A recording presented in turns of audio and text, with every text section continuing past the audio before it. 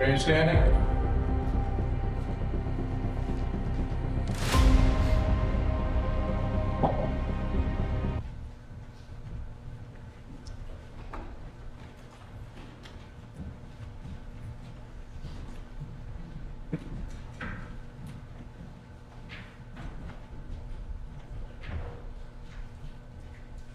Maybe seated. Sir, you can have a seat. And folks, while you're getting your notebooks out, I'll ask Attorney Starbranch to resume his questioning. And Mr. Guerrero, I'd remind you that you are under oath. If you could pull the microphone down. I am going to ask you to try to keep your voice up. I think folks were having a difficult time hearing you on Friday, so please try to elevate your voice as much as possible. I'm sorry, Your Honor.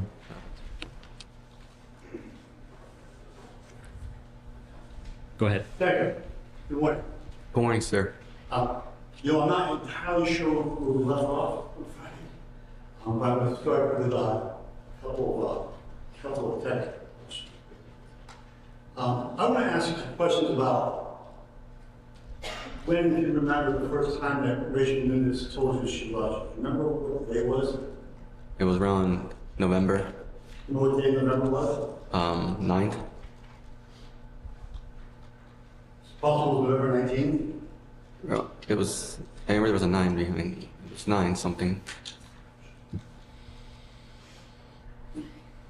That question was right. Yes.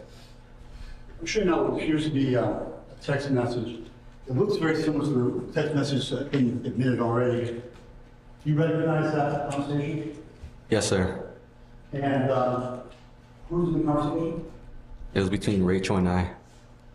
And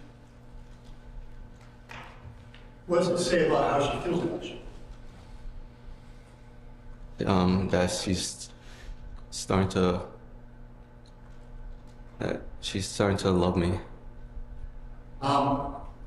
So this is really very early on in the conversation. Had you exchanged, has she given your phone number yet? Have you given her your phone number yet at that point? Yes, I haven't given her my phone number. And she's also, at this point, do you still think her name is Bella or do you think it's Rachel? It's Rachel. So that's really one of the first indications where you know her real name and you've already developed to the point where you have to exchange phone numbers. And as far as you know, that's the first time she said she loved you, is that true? Yes, sir.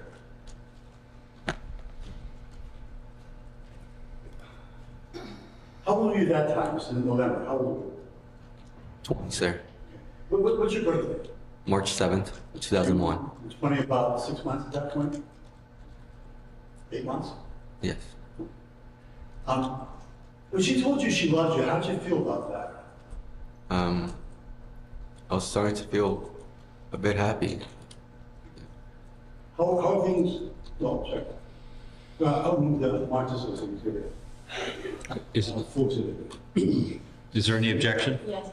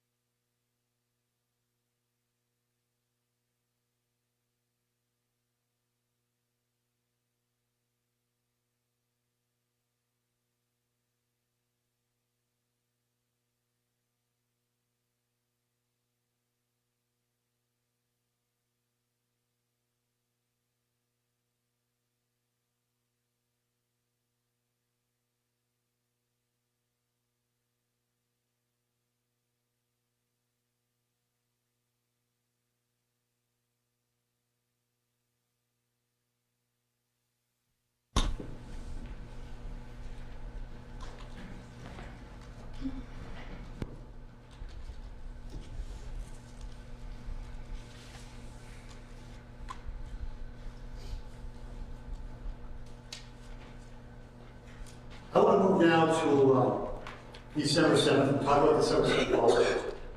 That was your first trip up to New Hampshire, is that right? Yes, sir. At that point, had you already given the fire codes to the TV set? Yes, sir. after you and Rachel, well, you didn't go in, but you saw Rachel, is that fair? Yes, sir. After that encounter, did she say anything to you about what did she do with the TV set the fireplace, if you remember? She had, I don't recall, but she told me that she had it and, If I were to show you the second message, you that might refresh your memory? yes, sir.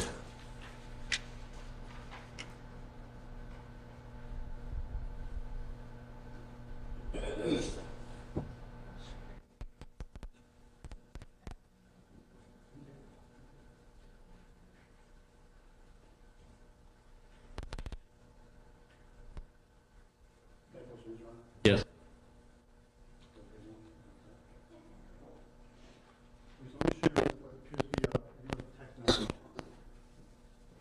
And if you want to read the bottom one, does that refresh your memory as to what she told you about the TV set and fireplace? Yeah, What'd she have to say about that?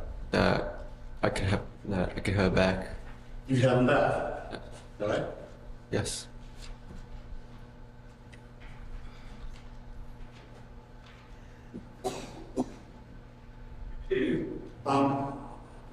And that date was the seventh, right? Correct, sir. Still the seventh. Now, as I understand it, she sent you away. Is that fair? Yes. And after she sent you away, did she text you anything about whether or not she wanted to see you after all? If you remember. Do Yes, she wanted to. you remember what she said? That she wanted to see me and that it was hot for me to. May I meet you on that text message, right? Briefly. Well, you can refresh his memory with it if you Sure. want. May I close? Yeah. I shouldn't text message exchange that refresh your memory? Yes, sir. Thank you.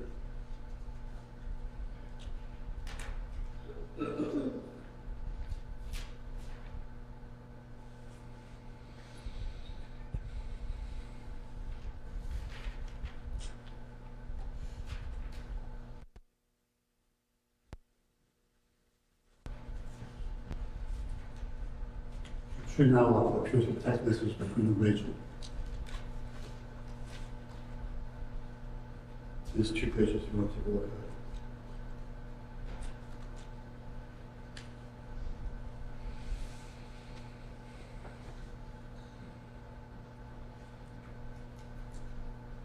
Does that refresh your memory as what she told you as you were driving away? Yeah. Yes. And just to give it context, you're, at this point, if these messages come in, you're heading back to Pennsylvania, is that fair? Yes, sir. And what did she say that you're heading back to Pennsylvania? That she misses me. She said about seeing you? Yes. What did she say about seeing you? She said that I should come back, but I was already halfway there, so I said I couldn't. The next day, now, understand that on the 7th, you came up unannounced, is that right? Yes, sir. And she reacted to that so negatively. Yes. Did you continue to text and talk about that the next day on December 8th? Yes, sir. What did she say about how she felt about you coming up with all that? If you remember. That it was hot for me to do that. Objection, asked and answered, Friday. Right, so overruled, but we are replowing some similar grounds now, so let's try to move it on, Yeah, okay? did I do this last week? You did. All right. We'll move on. Right. That's right, go ahead. And that was on the 8th. She said something along the lines of, it was hot when you came down, right? Yes, sir. Then the day after that, the 9th, did she say anything else to you, that was the wolf fantastic? You can't have that one. I can't remember, sir. Any further discussion? Yes.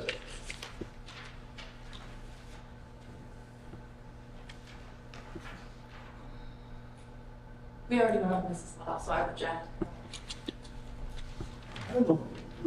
All right, can I see that to see if we've already covered this?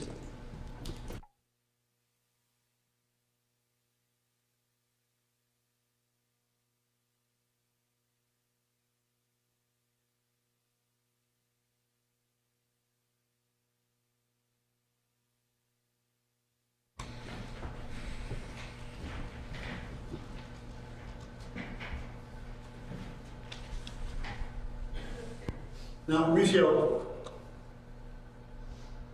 you sat through Rachel's assessment, is that right? Yes. You heard some of the things she was saying to you about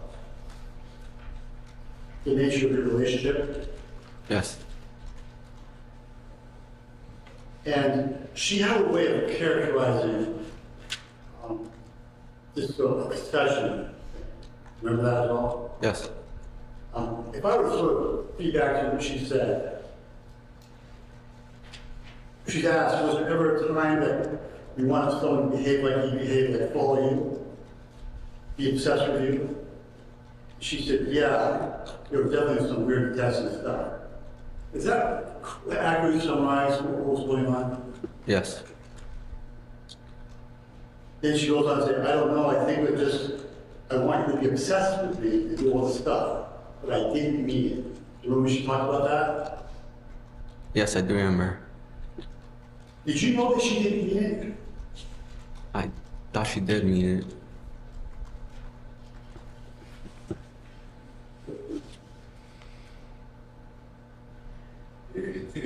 She, right.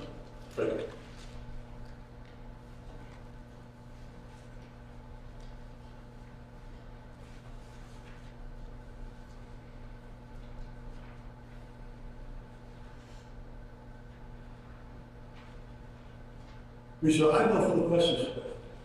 Right. You can go on. All right, thank you. Cross-examination?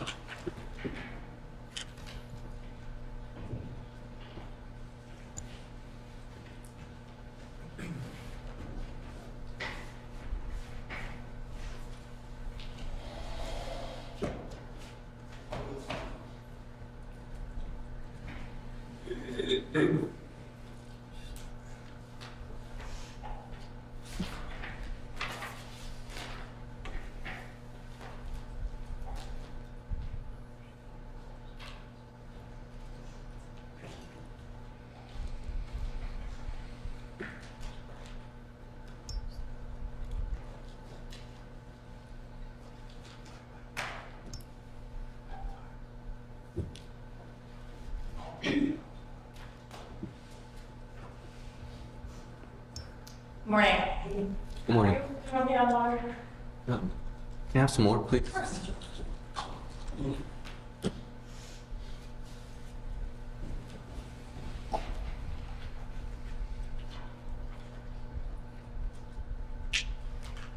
Thank you, miss. I'd like to begin by asking you a couple questions about some things that you just mentioned on Jerome.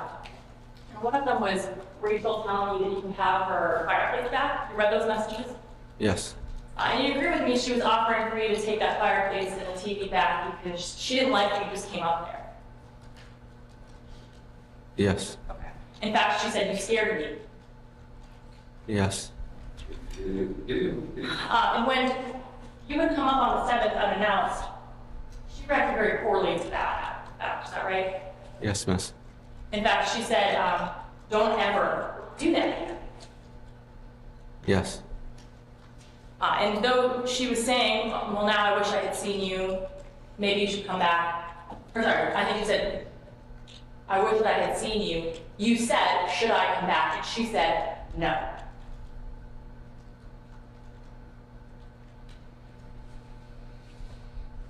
I think you offered to turn around, maybe?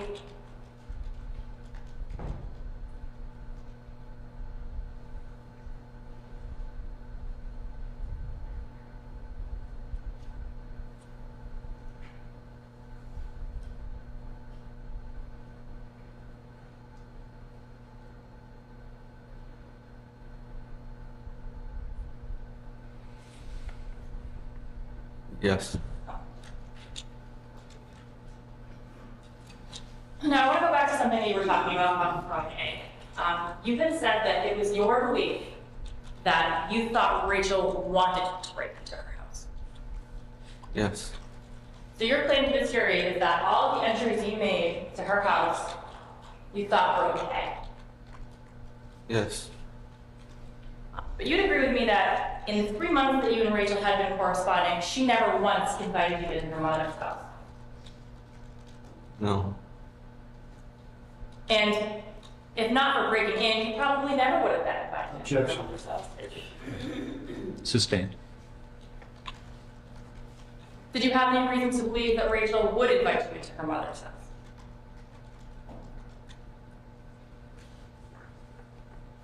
Can you repeat that, please? Sure. Based on how she had treated you all along, you had no reason to believe that she would ever invite you into your mother's house.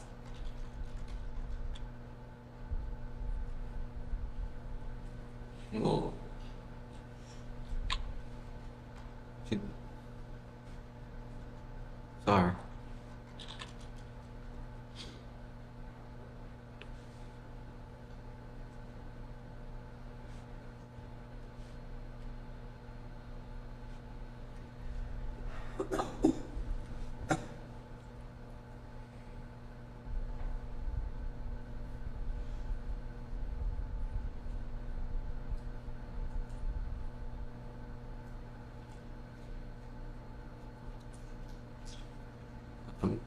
I'm sorry, what was the question again? Based on the text messages she was sending you and your interaction with her all along, there was no reason for you to believe that she'd ever invite you into her mother's house. Isn't that right? Right. In fact, she had specifically said when she was moving back in with her mother that now you guys could never hang out.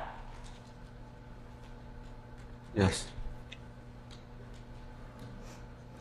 And she had made specific comments about you not being able to come by because it was her mother's house. Is that right? Right. And I think the night of the messages that are in evidence, she was upset with you because she said, "This is my mother's house. You just can't come here." Right? Right. And you said, I know, I fucked up." Yes. So this was something that you knew, that she did not want you in her mother's house.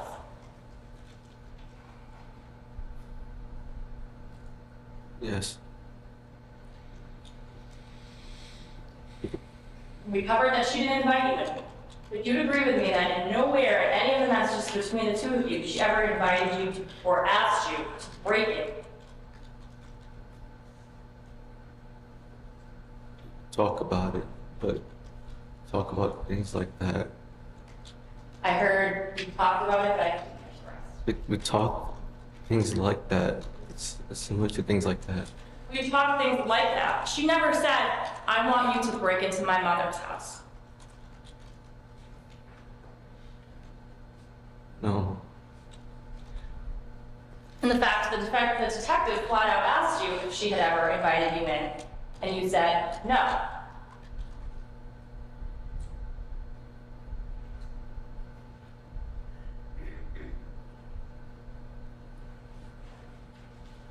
Repeat that, please. Sure. Captain Sunderland asked you specifically if she had ever invited you into her mother's house, and you said no. No, I'm going to object. Let me approach. Yes.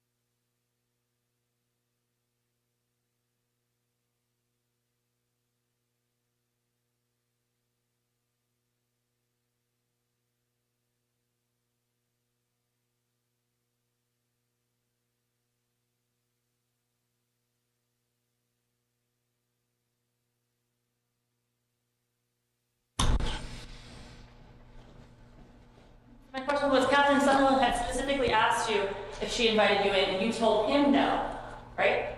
Right. And he specifically asked you if she had ever invited you or asked you to break in, and you told him no.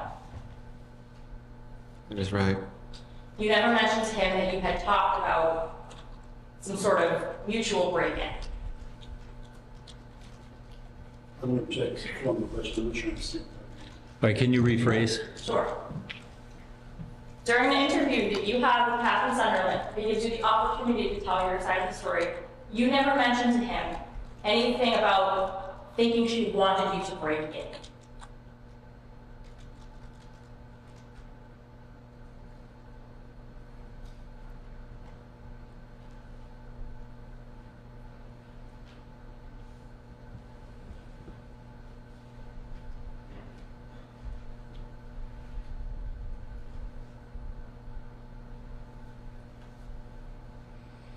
Yes, I never mentioned it.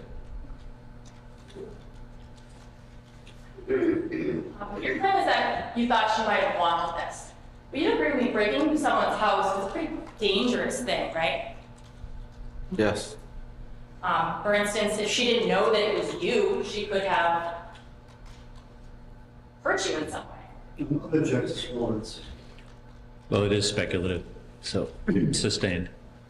But you were, I mean, did it ever occur to you how dangerous it would be to break into someone's home?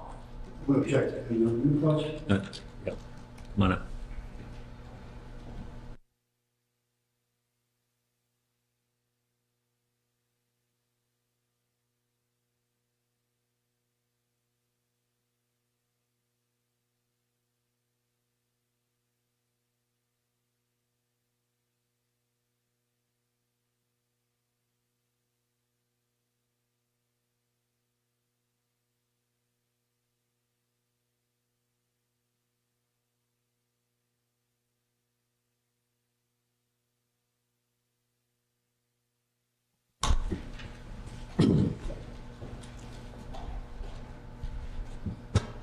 My question was, it did occur to you how dangerous this was to do, to break into someone else's home, correct? Yes. But you did this, and you did this repeatedly because it's something that you thought that she wanted. Yes. I want to talk about, we talked for a brief second about the interview that you did with Captain Sunderland. I want to talk about the interview you did with Officer LaFave. Do you remember that when you were initially arrested? I can't recall much from that night. Okay, but would you know what I'm talking about if I said that interview with Sergeant LaFave? Yes. Oh. So when you're initially arrested, you told Officer LaFave that you were in there because you wanted to take the fireplace and TV that you had purchased back, right? Yes. And her giving you permission to be in your house, that's a pretty significant factor, I think, or something important that you want to share, since you were being charged with burglary, right? Objection. That mistakes that he didn't try to get that part back. I'm sorry? I think the objection is that there's a factual assumption that he had been charged at that point. Attorney Starbridge is saying he had not been at that point. So I don't know the answer, but why don't you rephrase? Sure. Let me rephrase. The officer just arrested you, right? Yes. And she wants to give you the opportunity to tell your side of the story, right? Yes.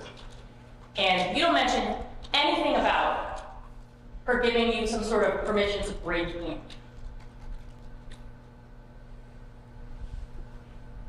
I didn't mention it. In fact, what you told her is that you were there simply to reclaim a fireplace and a TV. Yes. And when she comes to arrest you, you run away from her, is that right? Yes. In fact, you go into the roof in your socks. Yes. In the snow. Yes. At that point that she's coming up the stairs to arrest you, you don't mention anything to her about this being okay with Rachel. No, because I was scared at the time. I heard that's because I I'm was scared. scared at the time. And Scared. couldn't really talk.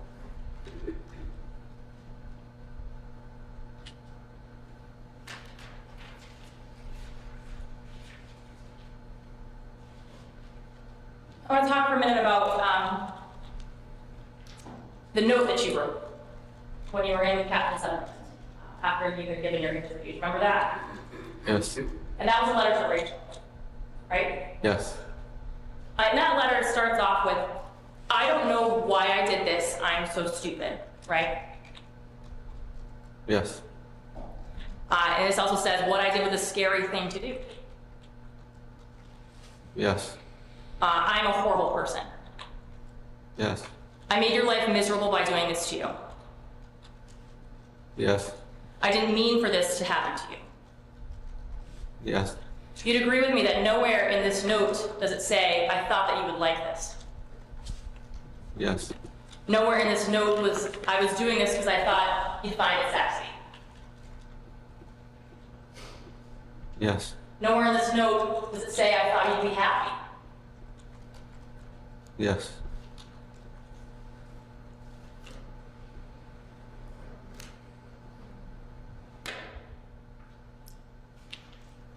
So let me ask you, if you were doing this because you thought she wanted it,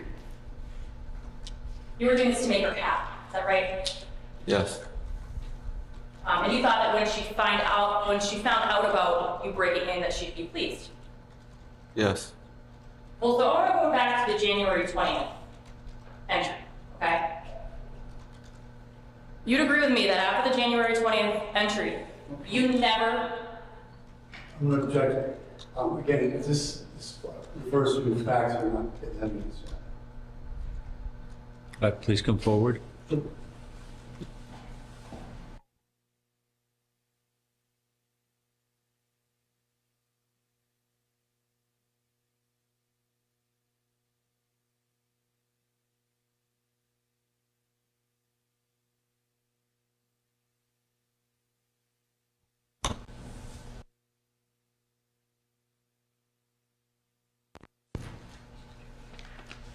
let me back up a little bit. January 19th and the 20th, 2022. You came up to New Hampshire, right? Yes. You drove 350 miles to come to Summerford. Yes. Takes you like 5.5 hours without traffic? 6. 6. And you didn't tell Rachel you were moving. No. You never told Rachel you came. No. You never told the police officers that you came.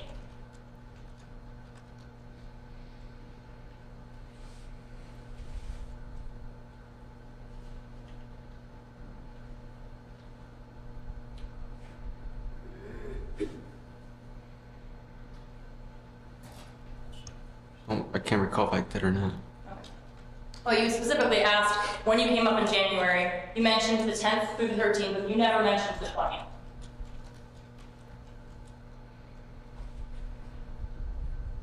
Can't recall. I can't recall, miss.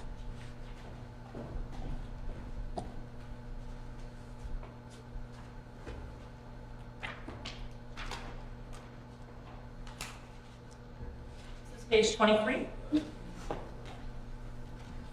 You'd agree with me that it says after the time, Council, Mr. Son, Mr. Guerrero, this is the one with Captain Sunderland, page 23. So you'd agree with me that he says, after the 10th, how many times did you show up? And you said, this was my final time.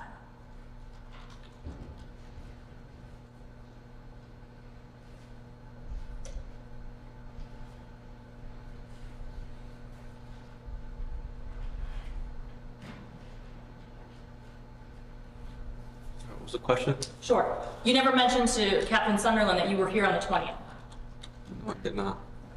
In fact, you specifically omitted it during your interviews.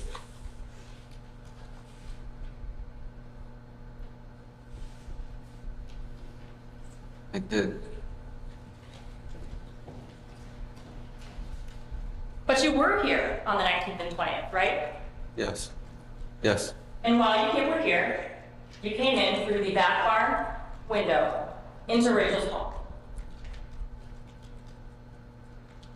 Can't recall those days, miss. Well, I can refresh your memory.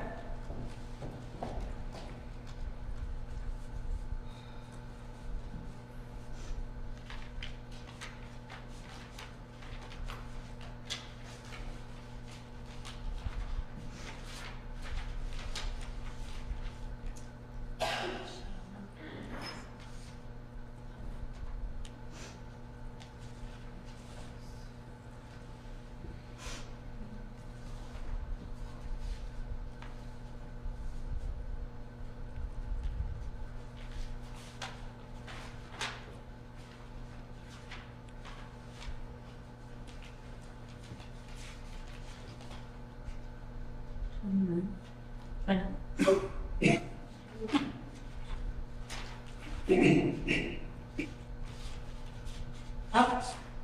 29.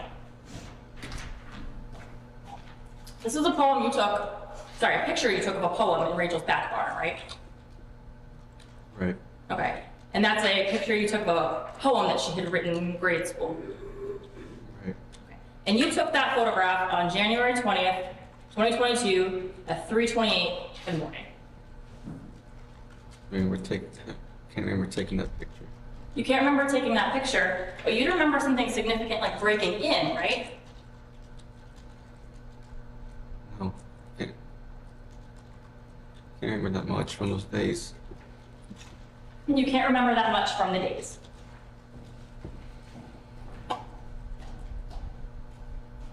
We're not talking about the February break-ins, when I know you said you hadn't slept very much. We're talking about January, when you made a 350-mile trip here. All right, you seem to remember that, but you do not remember breaking into her home on that day. Don't remember.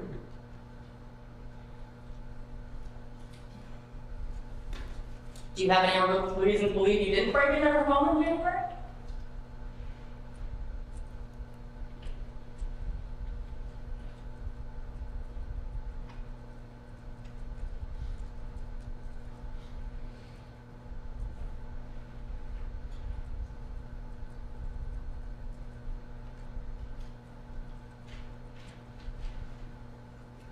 At work. I'm sorry. I had work. You had work? Yeah. What do you mean by that? A bit of work in the morning. Do you have any reason to believe that you didn't break into her house in January?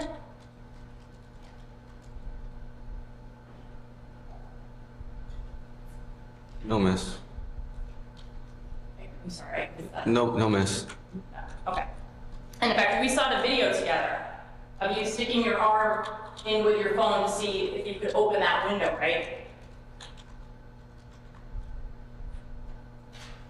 Right.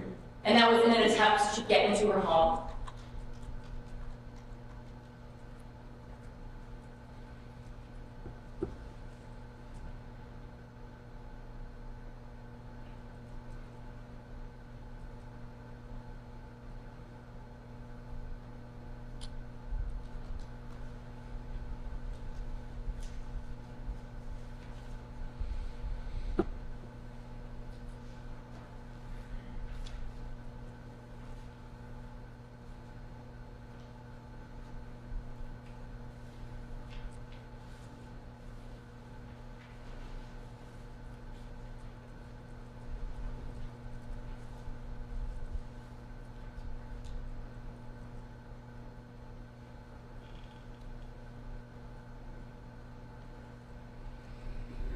Could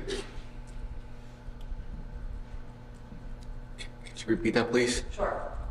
Talking about the video, you reached in and you were trying to get the window open. You were doing that because you were trying to get into your home, right?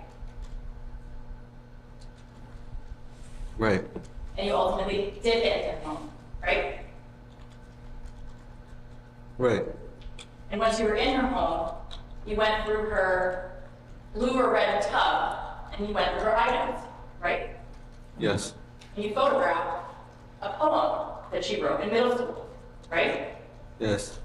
And you did all that in January when you came up without telling her, right? Right.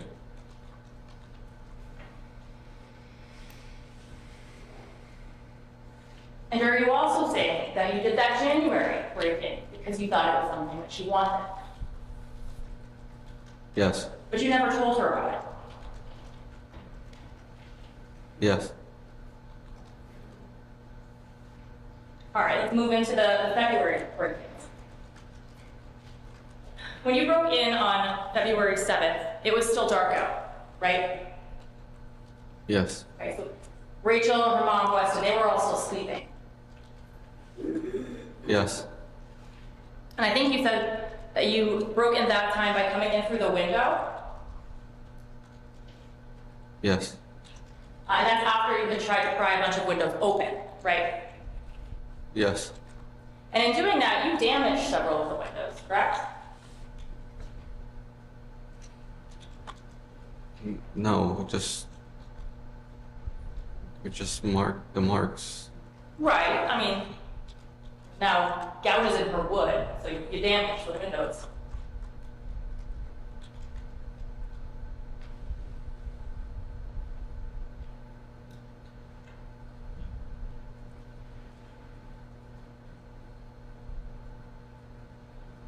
No. No, you don't think you damaged the windows? No. Hey, well, what about the window that was broken in the back car and you damaged that, didn't you? Yes. And you did that because you thought it was something that she'd want, for you to damage your mother's home. Yes. And so you break in the early morning hours, and you're there for what, for a couple of hours before you steal her keys, is that fair to say?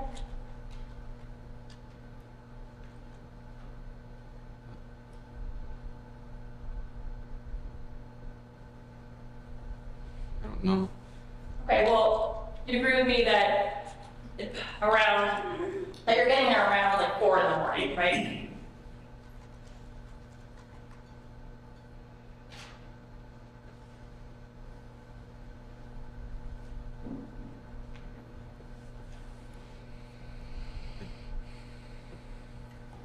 I don't know. Well, if the location data puts you around there at 4 o'clock in the morning, do you have any reason to doubt that? No. When Victoria said her keys didn't go missing until around 8 a.m., right? Yes. So you're there for several hours waiting to steal those keys, right?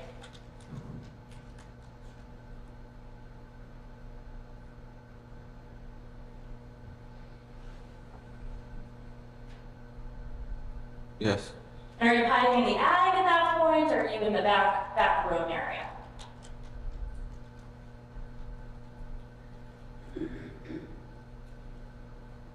I don't remember where. But you're hiding, right? Yes. And that's so no one sees you.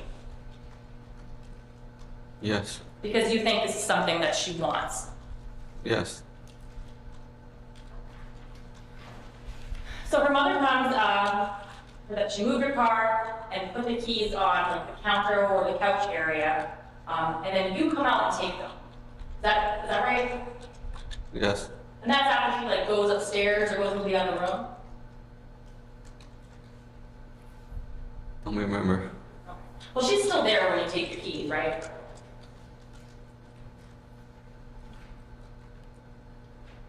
I don't remember, miss. I don't remember. Well, you'd agree with me that that morning when you're in there and you're taking the keys, you don't let anyone know what you're doing. No. And later that day, you said you broke back in to return the keys, right? Yes. And before you did that, you waited until they were sleeping, right? Yes. And when you enter the house, you make sure not to make any noise, right? Yes. And you return the keys because you don't want them to catch on that something's going on, right? Yes. And while you're there, you go upstairs into the hallway, right?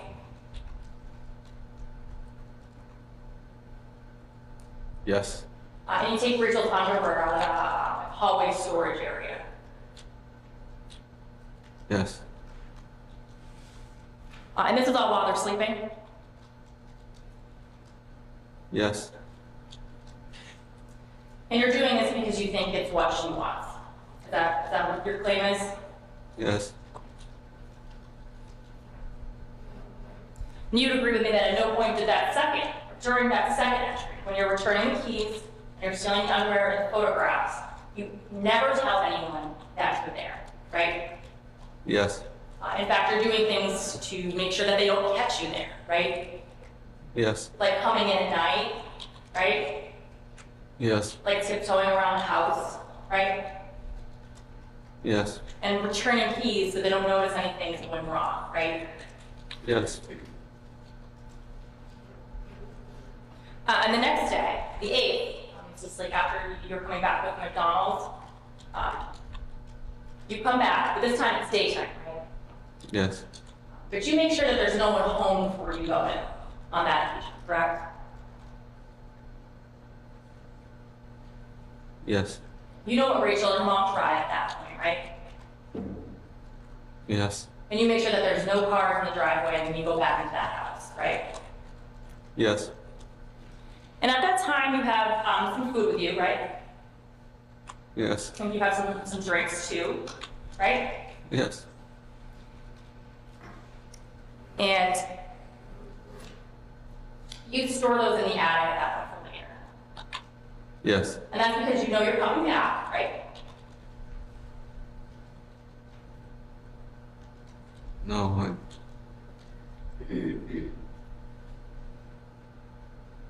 No. No? Well, why would you put food in the attic if you're not coming back?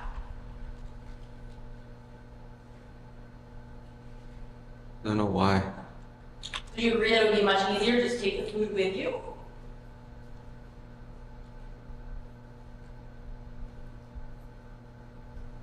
I don't know. And while you're there in the house, Rachel's texting you and specifically asking if you're in town, right? Yes. And you tell her no, right? Right. And she specifically says, I wanted to make sure you weren't here because my door looked weird. Remember that? Yes. And your response is, I'm at work, right? Yes. I think your response was, I have business to take care of. I don't have the time to drive there for a girl that doesn't like me, right? Yes. So she asked you a couple times if you're there, and you deny each time. Yes. And you'd agree with me that if this was something you were doing in order to make her happy, you had to tell her at some point, right? Yes.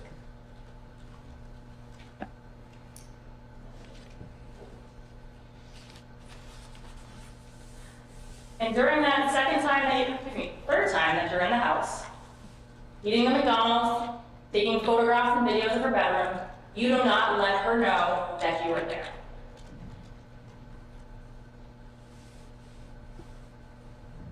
Yes.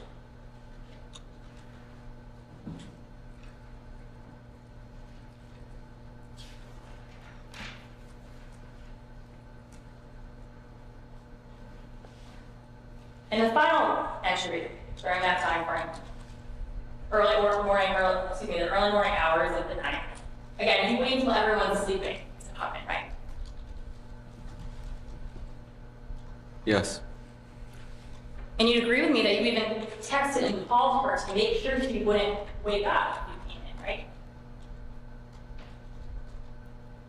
Yes. You even call her from a blocked number to do that.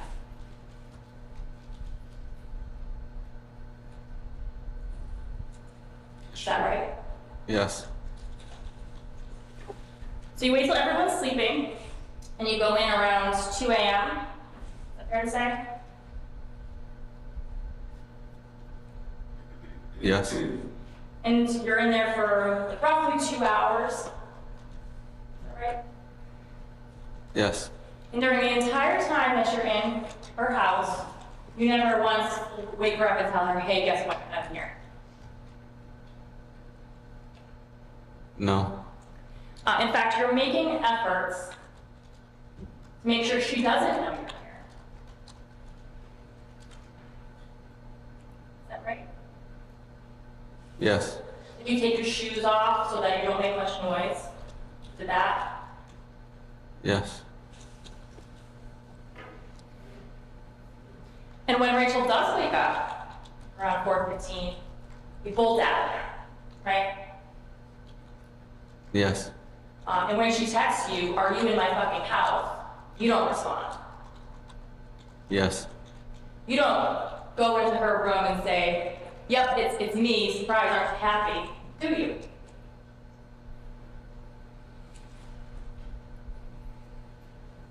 Yes. It said you go into the attic, right? Yes. You go out onto the roof in your socks, right? Yes. You even cut a hole in the screen so you can get out there. Yes.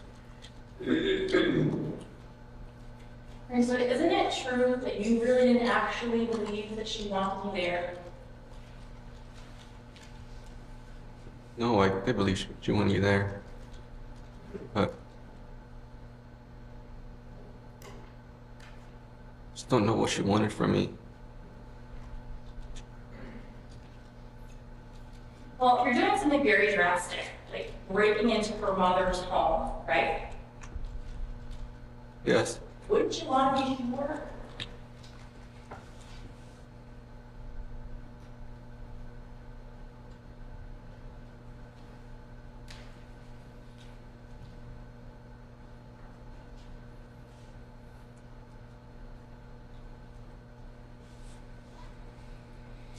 I don't know why I didn't make sure. Sorry, I thought you said I didn't know why. I don't know why I didn't make sure. You don't know why you didn't make sure. You didn't think that this is something that she actually wanted, did you? Kirsten has to answer. Overruled. Go ahead. I still believe in it, but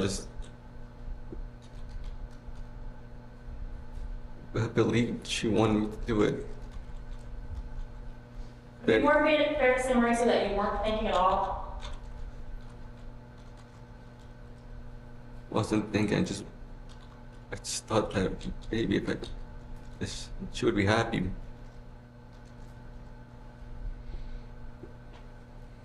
That she would want me to do this. But do you see how that if not telling her this and you're taking active steps to hide it, that doesn't make any sense?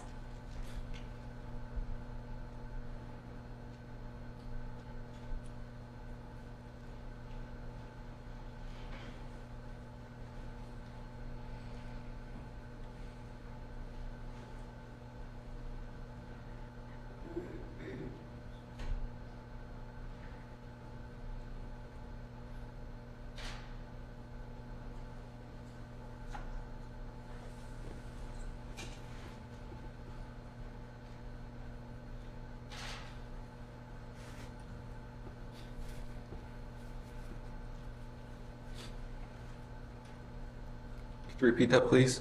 Sure. Now, you're saying, I thought she would be happy, I thought she'd like this. Do you see how, when you're trying to hide everything you're doing from her, and you're telling her that's not how that excuse doesn't really make any sense?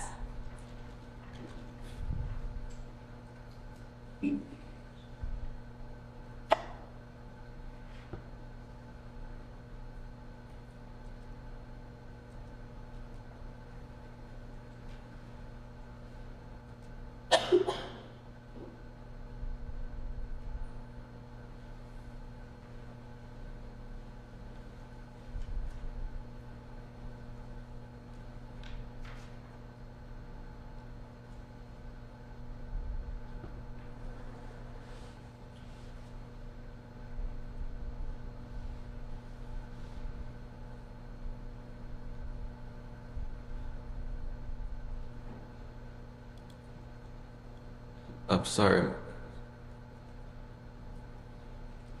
I'm really sorry. Can we repeat that again, please? I can put it maybe a different way. If what you're doing is supposed to make her happy, she would have to know about it, right? Right. But you made all these efforts to make sure she didn't find out about it, right? Right. So do you see how that doesn't make any sense?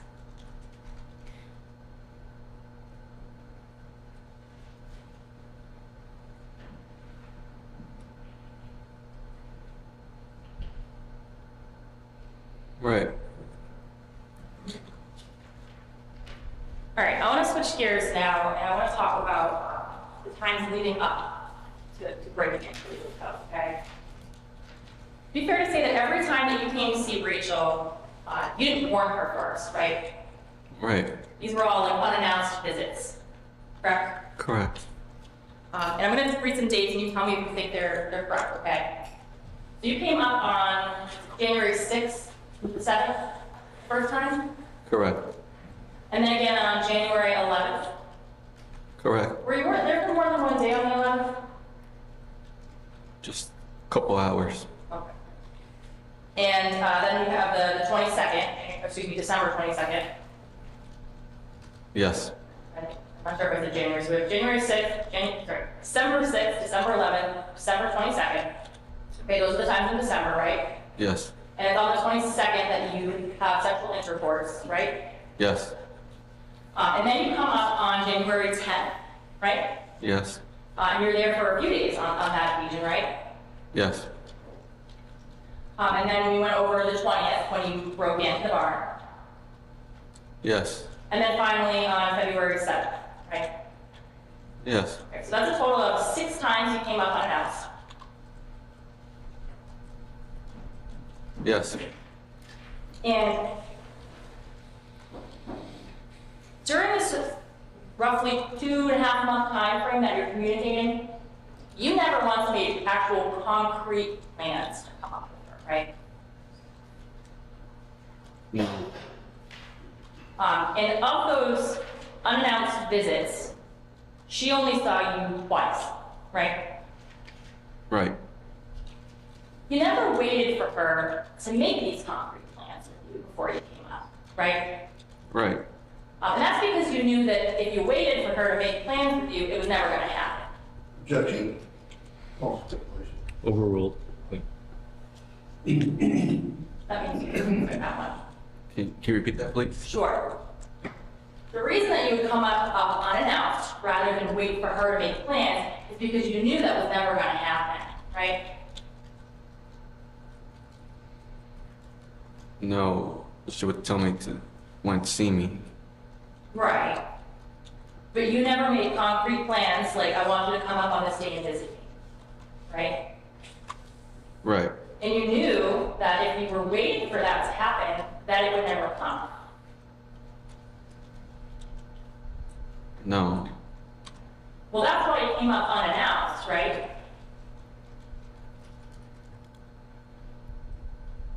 Yes.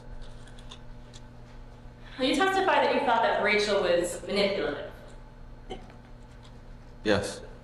Don't you think that's a little manipulative, Mauricio?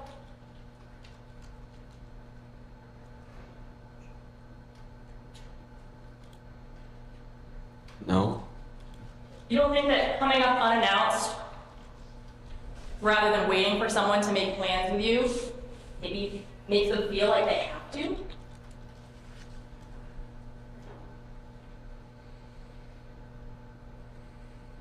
No. Well, Rachel told you, at least one of the times that you came up was, you know I'm going to feel bad if you come up all of this way.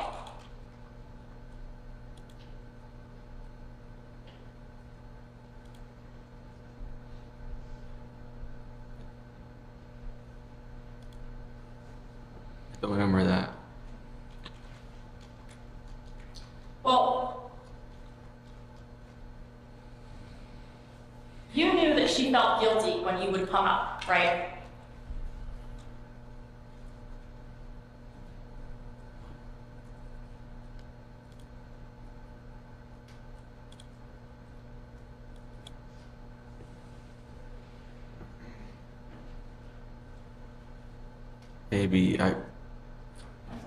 Maybe I don't know. Well, she told you several times when she couldn't see that she felt bad. Yeah.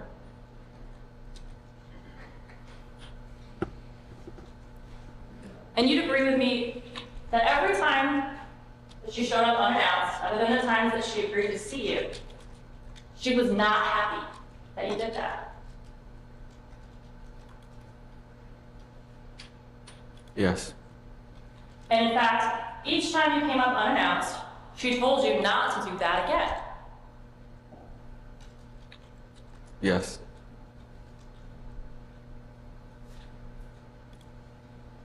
And in fact, the first time you came up on December 7th, she found out that you were planning to come up and had specifically told you not to do it a few weeks before. Yes. But despite that, you came up, right? Yes. And she couldn't see you, and she told you that she felt bad about that. Yes. And so you left her $500 on her windshield on that occasion, right? Yes. And then after you left, she was sort of nice about it to you, right? Yes. She continued to talk to you, right? Right. But she also said you can never do that again, just show up, right? Right. She even said that you scared her. Right. She even said, promise me that you'll wait until we have plans before you come here, right? Right. And then, in your continuing conversations, she would tell you at times, please don't show up here, right? Right.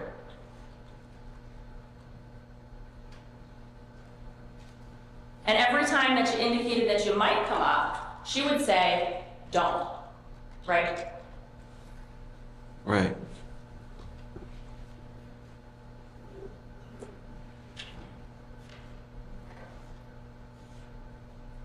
So on Friday, you were asked if you thought that you were in a relationship with Rachel.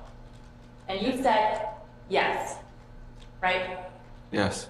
So you thought that you and Rachel were like boyfriend and girlfriend, is that fair to say? Yes. Like something working on it. And you thought that this kind of gave you the right to come up here and make sure she was okay when she went out with her friends drinking? Yes. And you thought this made it okay to check who's calling her on her phone? Yes. You agree with me that being in a relationship with someone doesn't give you the right to go through the things? Yes. Being in a relationship with someone doesn't give you the right, I guess, to monitor, to stop, does it? Yes.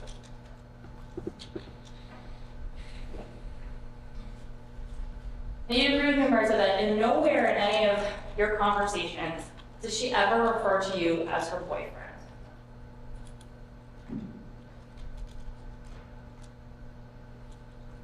Yes. And you never refer to her as your girlfriend? Yes. You never talk about being exclusive? Yes. In fact, there are times when she's talking about how she had seen or hooked up with another guy.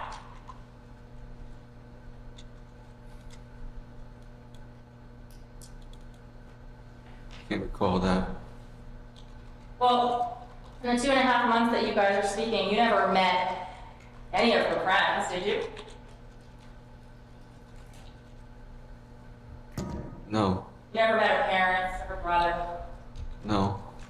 You saw her son on FaceTime, but she didn't let you see him in person, right? Yes. And we already talked about how you never actually made concrete plans to hang out, right? Yes. And in the 3 months that you were speaking, you only spent about a total of 2 hours face to face, right? Yes. And that was the 22nd when you had sexual intercourse, and then February 8th in your truck, right? Yes. So a total of 2 hours roughly together. So do you realize that you spent over 66 hours driving to see Rachel? Yes. And she only let you see her for 2 hours? Yes. And you sent her gifts and money, right? Yes. Expensive gifts, like hundreds of dollars, this fireplace and TV for her, is that right? Yes. She never sent you any gifts. She was planning to.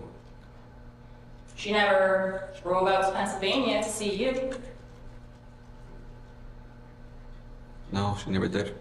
You got her some items for Christmas. Yes. She didn't get you anything for Christmas, right? No. She wouldn't even make plans to see you. No. And she had actually blocked you on multiple apps. Snapchat, Instagram. Yes.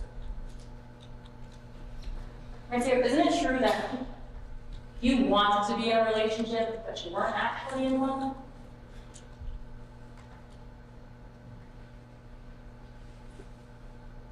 I believe I was in one. You believe that even though over the course of 3 months, she only let you see her for 2 hours, you were in a relationship?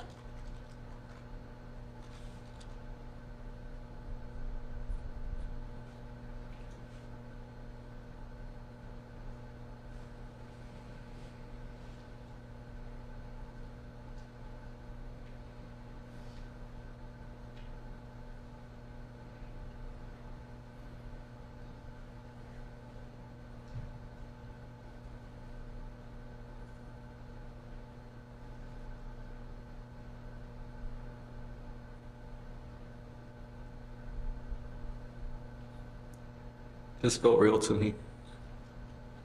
Well, Mauricio, you were specifically asked by the police if you two were in a relationship, and you said no, right?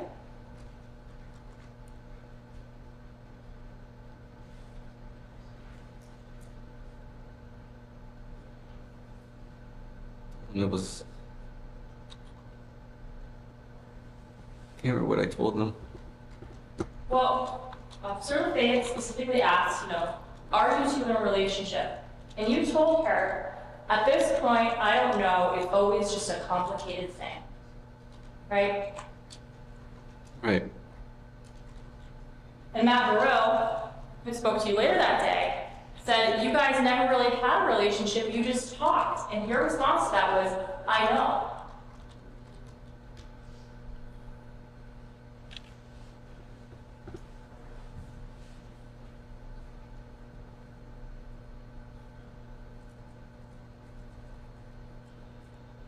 I remember saying that to them. Well,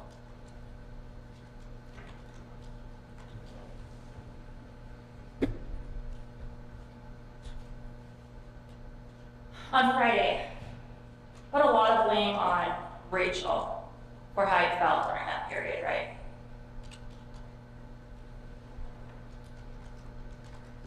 Yeah. You specifically said that you thought she was manipulating you, right? She was. But Rachel told you over and over again that she was not in any sort of space where she could be in a relationship. Is that right? Right. As far back as November 5th, she specifically said, I don't want to lead you on. I'm not in the right headspace. Right? Right. And later, I want you to talk and see other people. I cannot give you what you're looking for, and I'm not trying to lead you on. Right? Right. And after you came up on December 7th, she told you that she just needed space at that point. Right? Right. That she didn't want anything with you, right? Right.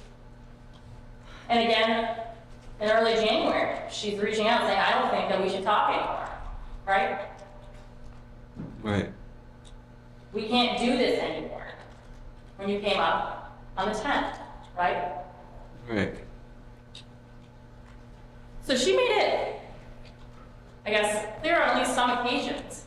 She was not there to give you a relationship, right? Right.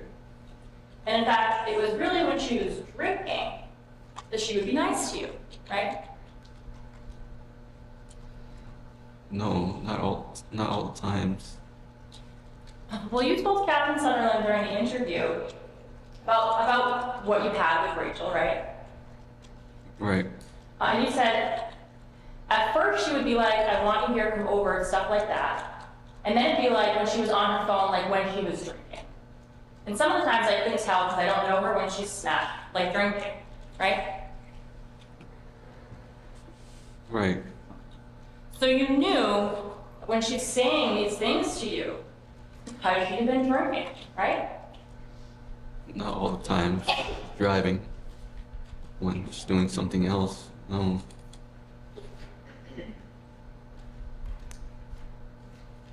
I want to talk about when you came up on January 10th, okay? Yes. So January 20th, you broke into her bar. I'm talking about January 10th when you were here, I think, for like a couple of days, right? Yes. So you drove up on January 10th and you were hoping to see her on that day, right? Yes. And you didn't tell her you were coming. I didn't. And when you got here and told her that you were here, she was pretty ecstatic. At first, yes. And you stayed here for 3 days hoping that you could see her, right? Yes. But you never did see her, did you?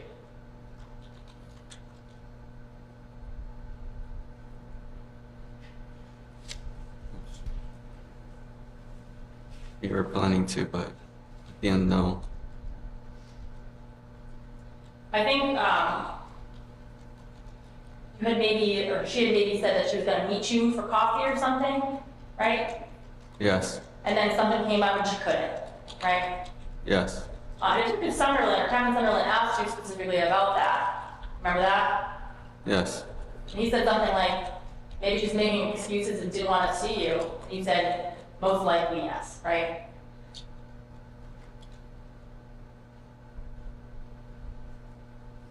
Yes.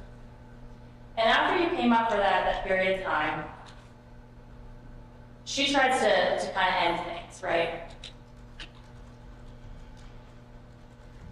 Maybe. She says things like, do not ever speak to me again, and you literally cause me anxiety when you do this.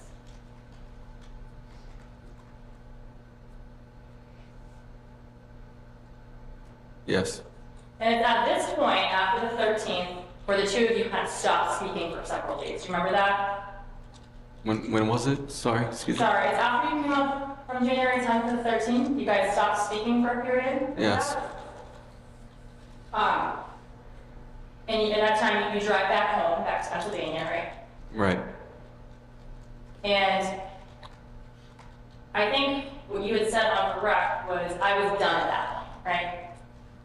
Right. And on January 15th, you're searching for burglary tools? Can't recall when that happened. Do you have any reason to doubt that you were searching for burglary tools on January 15th? Can't remember when. But you were searching for burglary tools at some point in January. It was. Because you were planning to break into her house, right? Right. And even though you two weren't speaking. We started speaking again. What was that? We started speaking again. Well, you started speaking again around January 19th. Do you remember that?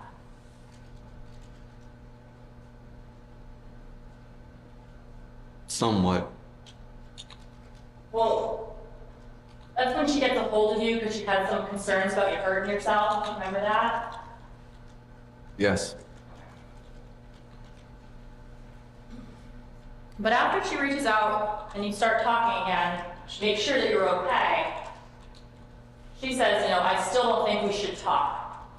I just wanted to make sure you were okay. Right? Yes. And you agree that's around the 19th of January?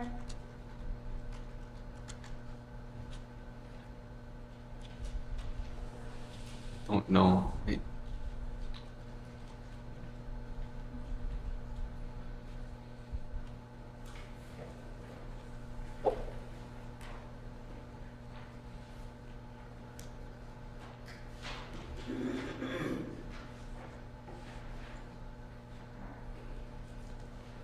I have those messages, and maybe this can help you remember. It's page 1775.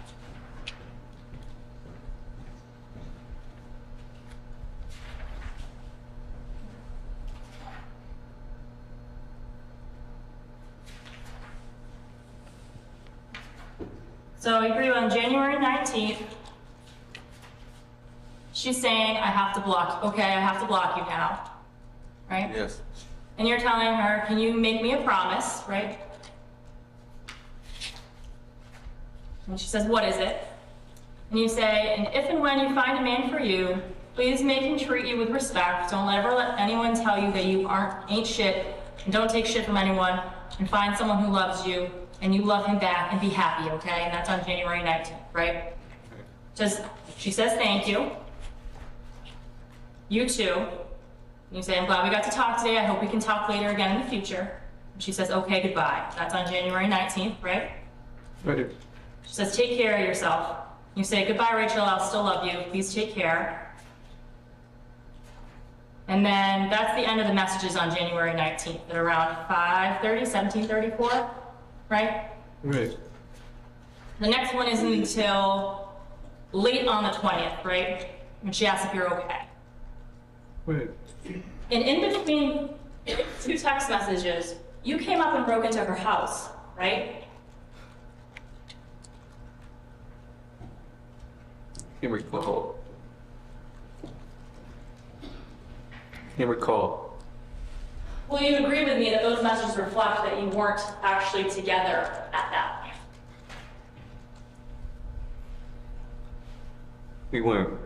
And if you did break in on January 20th, it certainly wasn't with any permission from her, right?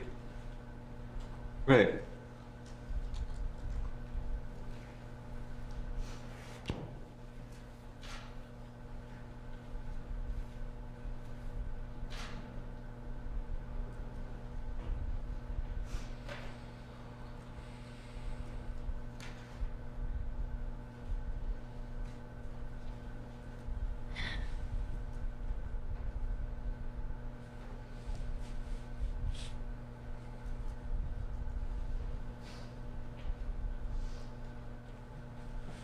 Attorney Garrett, it's 11:15. Why don't we take the morning recess? We'll resume at 11 o'clock.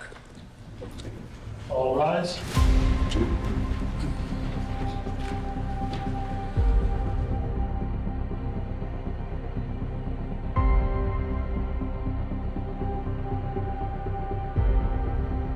Ruling prior to trial about redacting a piece of the note was drug her and log into her phone, hopefully. Under the theory that at this point the defendant has opened the door to the admission of that evidence. I believe he testified repeatedly at this point that he believed this was something that she wanted him to do, this entry. And I asked several times about that. He's maintaining that this is something that he believed that she wanted him to do. That piece of the note, drug her and log into her phone, hopefully directly refutes that. If in fact she wanted him to break into their house, it makes no sense that he would need to in any way drug her. And I believe that this is under the theory, as I said, of opening the door and curative admissibility because it corrects this misleading impression that the defendant himself has created. Attorney Starbranch? Actually, I don't believe we have opened the door. Nothing that I asked him to open the door. I think Attorney Rod wanted to keep asking the question over and over again. Did you think she wanted this, that sort of thing? Honestly, that segues into more there having this sort of game thing. Stalking, she wants to be followed, she wants to be raped. This is sort of consistent with that posture. We were very careful not to open the door in this. I think it's very wise, if anything, this attempt to open the door itself, and that wants to go through it.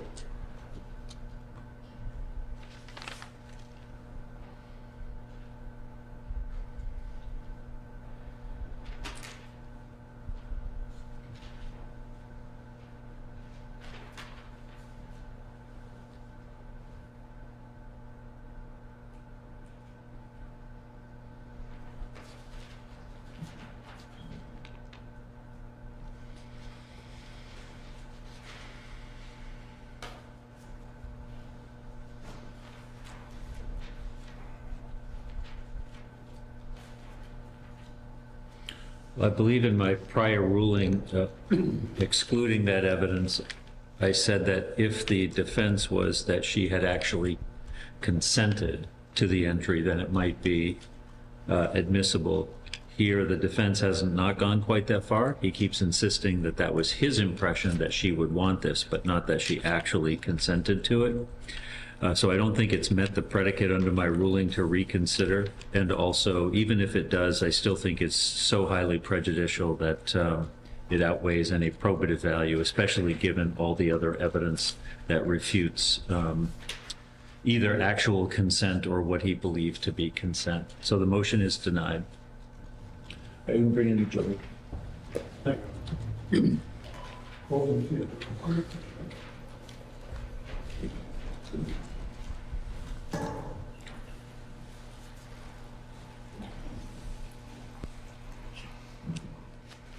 All right.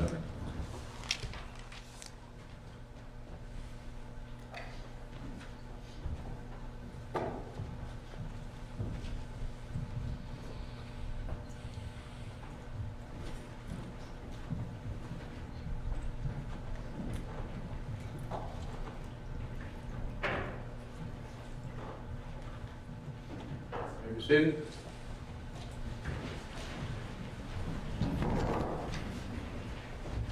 Attorney Garage, you may resume. So when we left off, we were talking about January 20th and how you two had stopped speaking for a time, right? Yes. But then towards the end of January, you were sort of re-engaging back with each other, is that right? We were. But then you stopped again around February 1st, is that right? Yes. And you stopped speaking for about a week, fair to say? Yes. And in fact, we saw during Captain Sunderland's testimony those messages that show that gap between February 1st and February 8th where you aren't sending each other anything, right? Yes.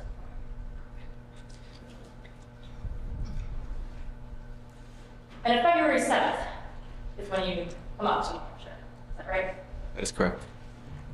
And you don't tell, I guess, during this break in the two of you speaking, you're the first person that kind of breaks that, right? Yes, it was. The better way to phrase that is you're the first person that reaches back out, right? Yes, because it was mostly her reaching out to me most of the times. So I decided to reach out for her this time. Okay. And that's on February 8th, around a little after midnight, is that right?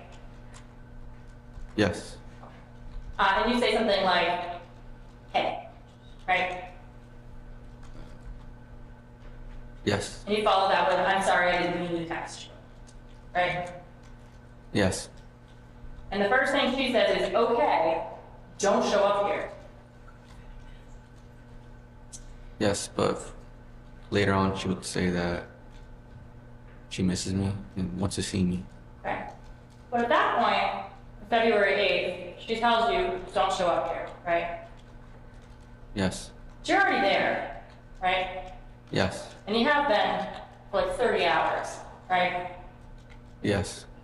You came up to her during a time that you guys weren't even speaking, right? Right, we were, but I believe it would probably go back the same way, talking again. So you assumed that eventually you'd start talking again, and that's why you broke into her house. No, it was always the same thing as always. We would stop talking for a bit and talk again. And And it was during the time frames where you weren't talking that you would break into her house, right? right, It's times where you weren't getting along, right?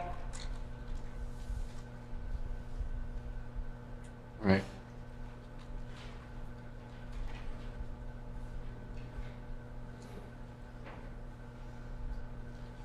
When you drove up on February 6th into the 7th, you were driving like all night, is that right? Yes, And you had planned to break in as soon as you were getting here, right?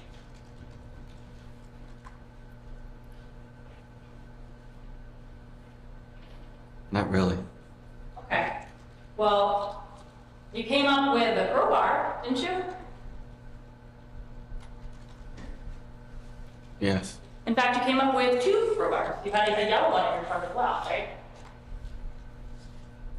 right, And you didn't tell her that you were coming, right? right. And you also came up with a list, a to-do list, right? Right. So let's talk about that list. You made that list prior, or at least started that list prior to coming to New Hampshire, right? Was it on that? Can you repeat that, please? Sure. You made that list, your to-do list, prior to coming to New Hampshire, right? At first it started, yes. Where were you when you started it? Can't recall when, miss. Well, the first thing on that list is go to her house, right? Yes. And then the second thing on that list, I think, is lockpick her house, right? Yes. So even though you brought up crowbar, at some point you were thinking you might have a lockpick, right? Yes. Did you try a lockpick? No. Did you ever purchase those lockpicking tools?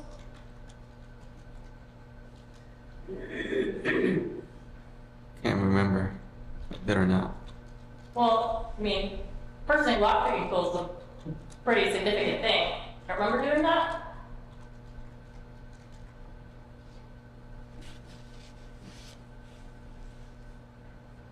Can't remember. But you at least purchased 2 crowbars to enter her house, right?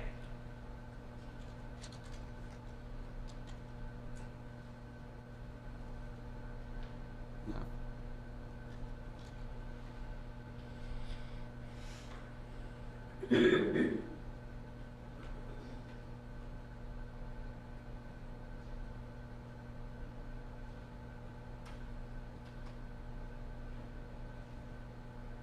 I didn't purchase them just for that reason. You didn't purchase them just for that reason, which happened in your car to break. They were in my car.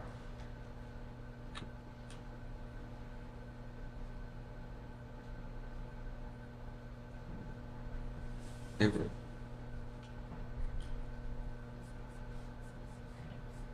were in my car.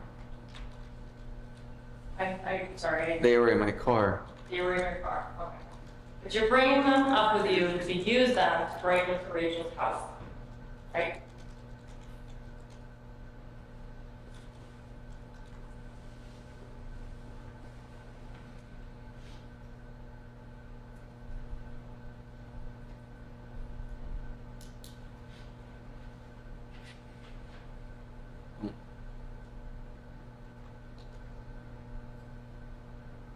I don't remember why. I don't remember why. You don't remember why you brought the crowbars with you? Yes. Well, you knew you were gonna have to break into her house in some way, right? Yes. And that's why you put lockpick specifically on your list, right? Yes.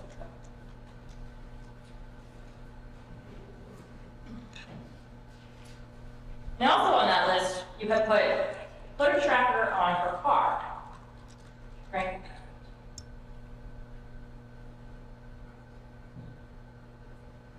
Yes, but I don't know if I can even do that at all.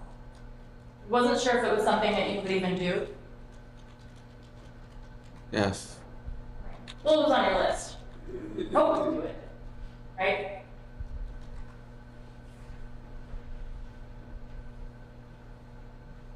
Could you repeat that, please? If it was on your list, it was something that you were hoping to do, right? To track the car.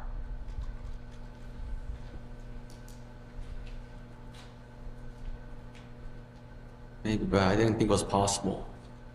You didn't think it was possible to track the car, No, but you wanted to. not really. Mauricio, you went out and you purchased a tile specifically so you could track the car, right? Yes. Like, how much does one of those things cost? 30 bucks maybe? I don't know how much they cost. You went all the way to the Greenland Market from Summerford.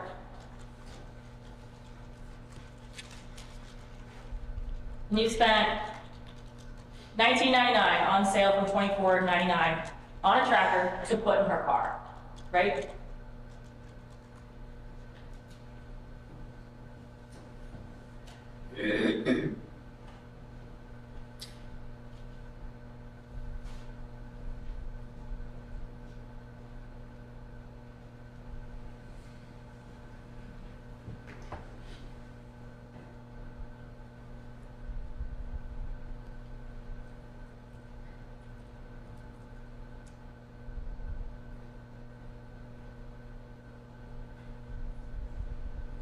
Well, I thought it was something to do with stalking that you wanted me to do.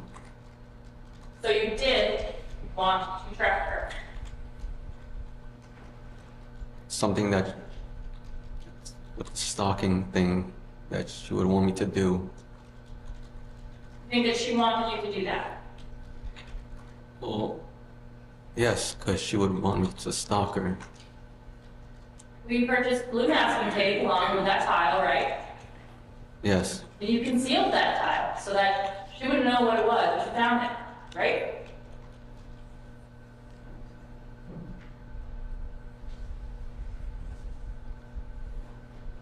I don't know. I didn't know what was going through my mind during that time. You wanted to track her because you wanted to know exactly where she was going and when, right? Right, because she wanted me to be her stalker.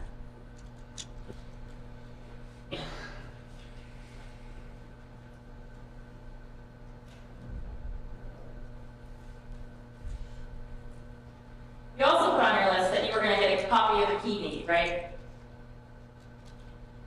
Yes, So that was something that you were anticipating doing even before you stepped through the door of her house or the window of your sewer house.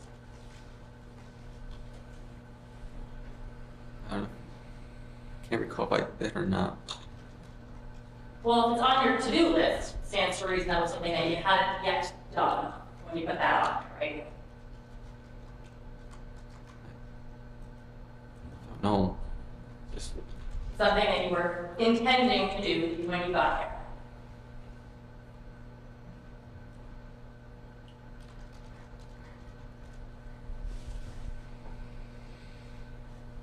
wasn't intending to. So you were intending to? I wasn't You intending. weren't intending to do that. Yet you wrote it on your list, right?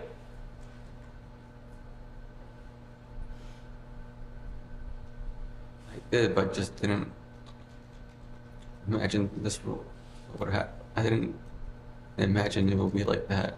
Just Put it on your list. You went and you hid in her house for 3 hours until you had the opportunity to take it, right?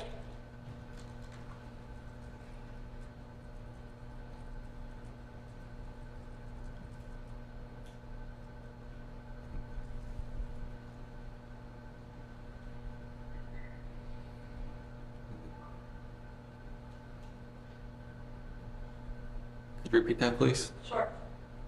You're saying that this is something you didn't know that you were going to do. You went into her house and you waited for hours until you had that opportunity to grab the keys from the kitchen.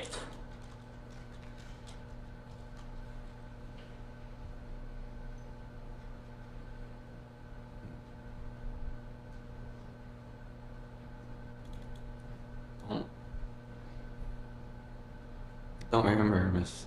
Well, you just testified to it like an hour ago.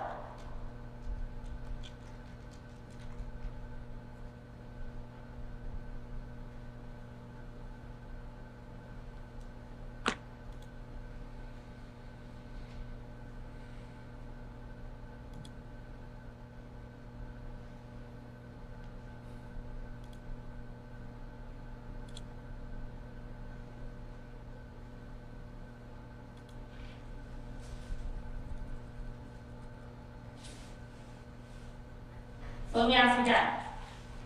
You're saying that you didn't intend to take her keys, but you put it on a list.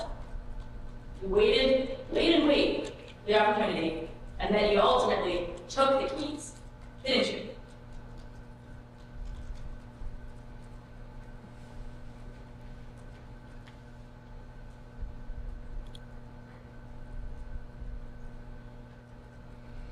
did.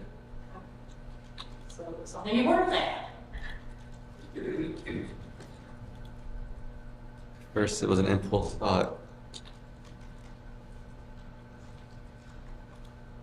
I I'm not didn't. trying to argue with you, Mauricio, but it's on your to-do list. So how can it possibly be an impulse thought?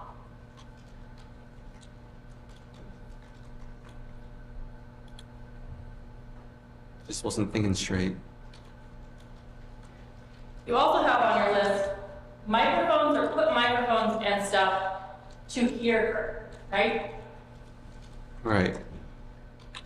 And so you were going to get some sort of listening device so that you could listen to Rachel, right? Yes, but I didn't know how to do that at all. I don't know. How can that be possible? But it was something you wanted.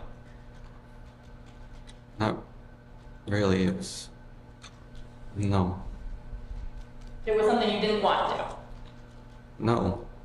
But you put it on your to-do list along with the other things that you did. I did. You also put log into her phone, hopefully, right? Yes. And then a little bit later, it was remember, get into her phone, get her phone and open it and unblock me on everything, right? Right. So you wanted to get access to her phone to go through it, right? I did. And in order to do that, she was gonna have to be home, right, with her phone. Right. And she was gonna have to be sleeping, right?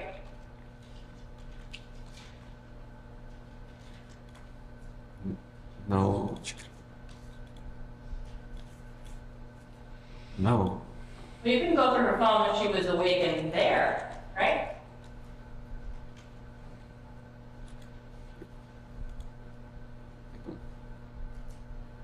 I don't know. But getting into her phone, that was something that was pretty important to you, right? Right. Because you wanted to know who she was talking to, right? Who else besides you? Right. And how are you planning to get into her phone?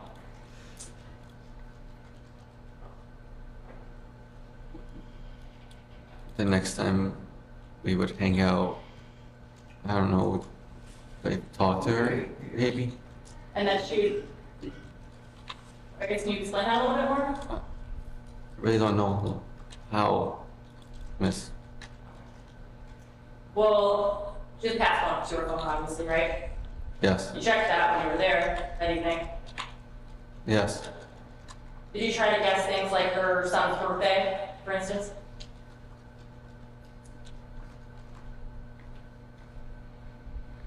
Yes. How many passcodes did you try?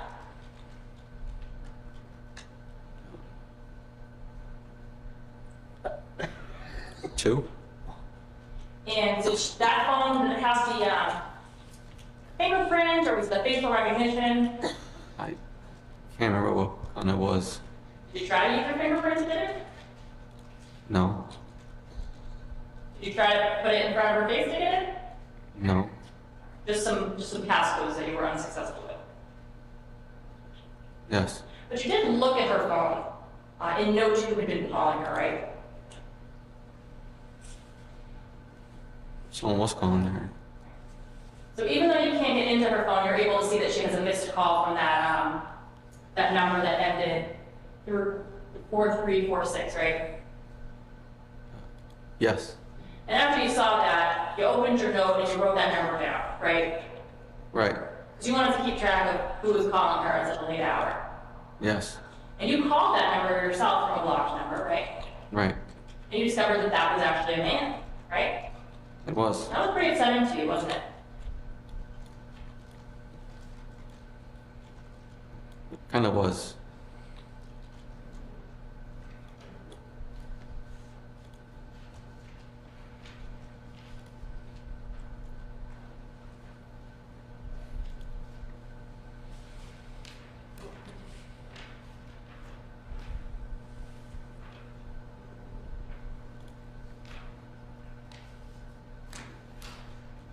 Now, at the point that let me back up. So we talked about the list, things that you were trying to do with the list.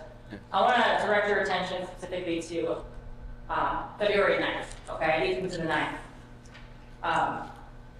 You had met Rachel out of your truck late that evening, right? Yes. I think it actually might have been like after midnight, so it would have been the 9th that way. Does that seem right? Around that time. And you knew that Rachel had been drinking, right? A little bit. She wasn't feeling up how much she had. Well, she had said in the messages prior to you meeting up, I'm just drinking alone right now because it's the only time I actually feel something, right? Yes. And you had actually sent a message later on that night that says, I know you're drunk and probably hate me right now, right?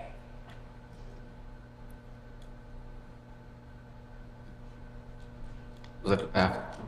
Can you repeat that? Sure. I think you had texted her later that evening when you guys were having like the argument, and you said something like, I know you're probably drunk and hate me right now.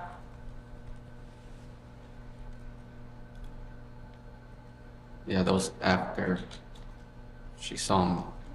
But you know she had been drinking that night. She was probably drunk. I didn't know how much. I didn't know. And then you're Googling at around 2:15 a.m. Can drunk tell you something if you convince them, right? I can't remember when I looked. I can't remember that time. But you did Google that at some point that evening. Did drunk tell you something if you convince them? No, I can't remember that. Well, what were you hoping to get out of her? I guess that night. Casco?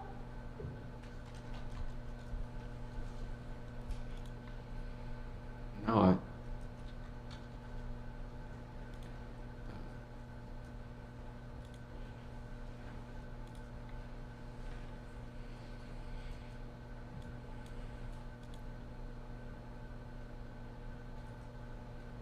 I don't know what. I don't know. I don't know. Well, anyways, you know that she had been drinking. You were saying that you don't know how drunk she was, but you do acknowledge that she had been drinking, right? Yeah, I don't know. And you're sober at that point, right? I am. And after she leaves your truck, she's initially saying, I wish we could have had sex. Something like that, right? Yes. And you said, do you want me to come back, right? Yes. And she says, no, right? Right. I should probably sleep in, right? Yes. And she said no again. She said she has a son, right? Yes. And then she starts to get like mad at you for coming up in the first place, right? Yes. She says, in particular, she's mad because you can't just come to her mom's house, right? Yes. And she says, it's not one of my just stupid apartments, like this is my mom's house, you can't come here, right? Right. And you say, I know, I fucked up, right? Yes. And she ends it by saying, I'm gonna block you, don't ever come here again, right? Right. And then you decide to break into her house, right?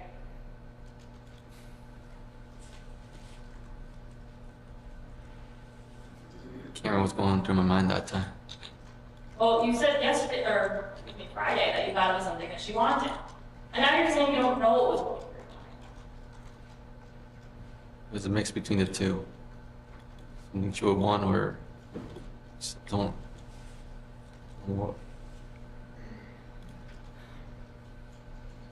So that night, you were in her attic, in her home, for over 2 hours, is that right? Yes. You're in there for so long that you need to relieve yourself in the attic, right? Yes. Or I guess some of that from the day before. I can't recall when. Now, when you're in her house, do you go right to the attic? Do you go to Rachel's room first? What do you do?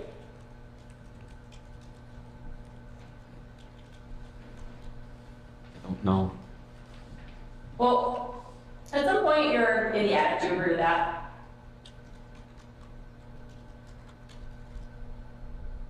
At some point I was. And for some points you're in her room, right? Yes. You going anywhere else?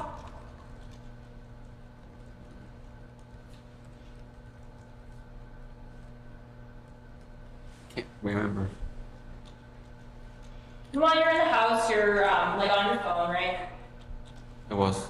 Okay. Phone showed that you were like using Snapchat, Instagram, things like that. Maybe.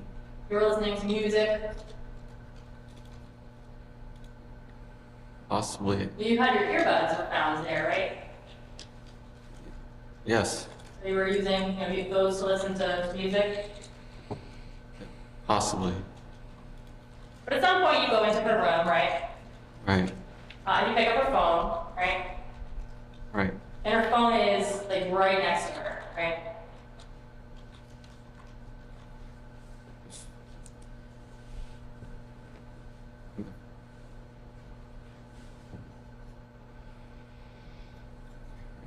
Sorry. Well, fair to say it was close to her. You don't remember being like in any other room. No, wasn't it? And you pick it up, try a few passcodes, right? Yes.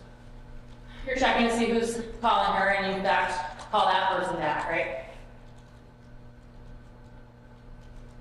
Yes. Were you doing that in the room while she was right there sleeping?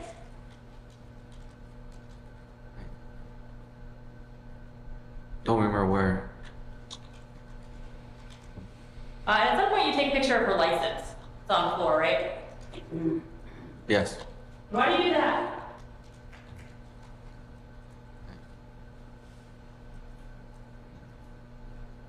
I don't know. I don't know why. You also take a picture of the home screen of her phone. Why do you do that? Also, I don't know why.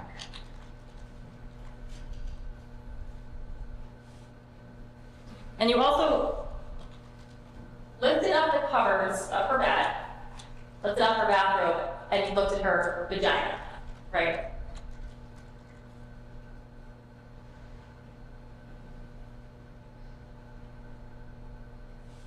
Yes. You agree with me that she did not give you permission to do that.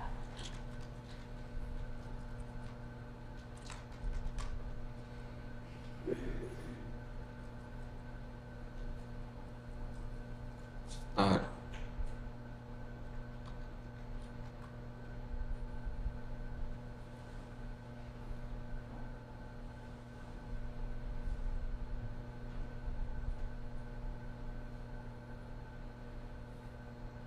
could you repeat that, please? Sure. When you lifted up the covers, her bathrobe, you looked at her vagina, you did not have permission to do that, did you?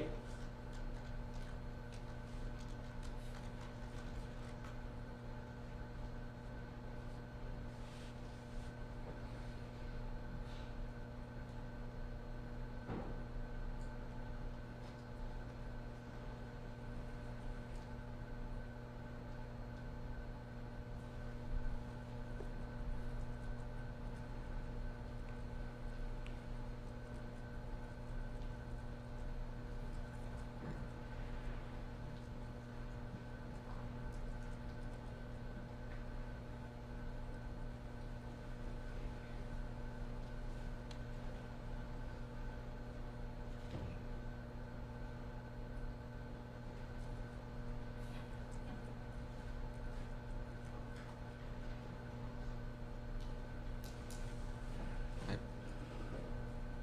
just thought it was something she was okay with.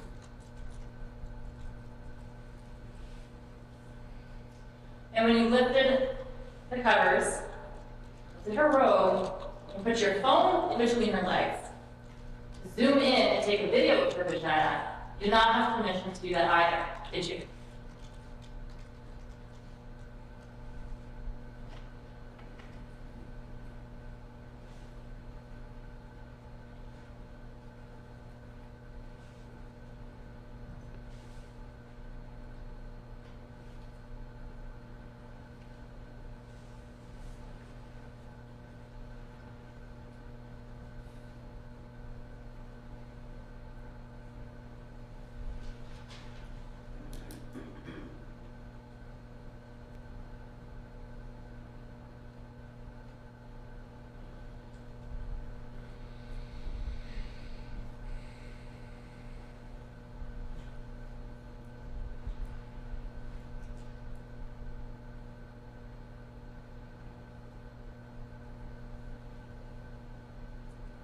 she would be okay with it.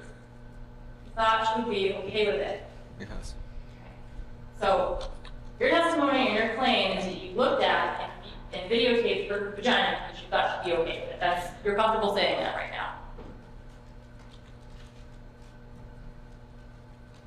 I don't know what else to say. I'm sorry? I don't know what else to say about that. Oh. Well, you were specifically asked in interviews why you did that, right? Right. And to Captain Sunderland, you said, I don't know what's wrong with me, right? That is right, but I had been sleeping for hours. I was scared. I was alone. I was cold, hungry. I was confused. So, are you saying that what you said to Captain Sunderland wasn't true?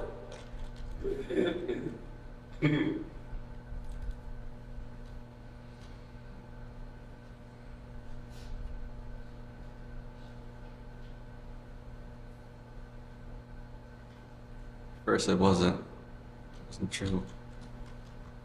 First, it wasn't true. Sorry, just. First, I did lie to him. I'm sorry. At first, I did lie to him. Okay.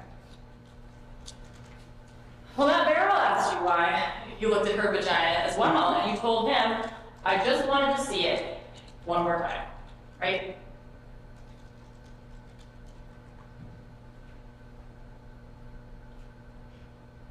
Right. Nothing about thinking it was something that she would have wanted, right? I didn't know what to say to them. I'm sorry? I didn't know what to say to them at all. Well, you agree with me that if you had some sort of valid excuse for doing the things that you did, it would have been the time to say it when they're interviewed, right? I'm going to object to it. It goes- Yes.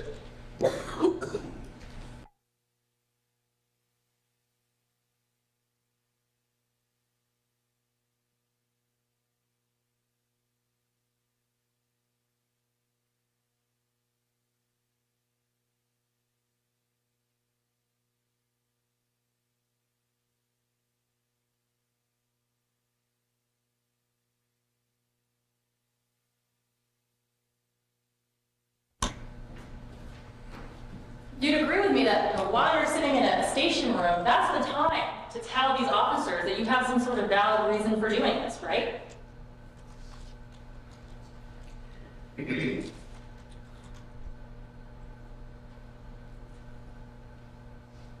Time I was scared of them. I was scared where I was. I didn't even know where I was at the time. I was confused. So Friday, you testified that you took this video of her, and then you sort of heard a gasp and she woke up, right?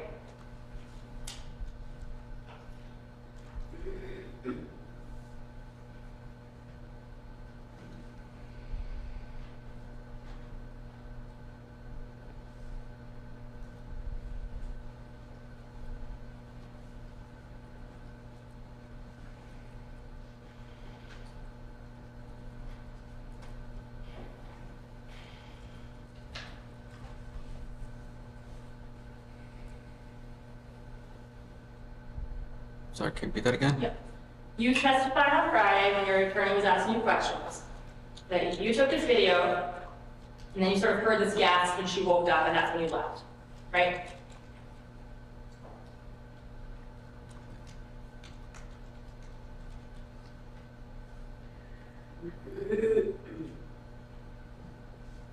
So I was just Friday. I'm sorry. You remember Friday?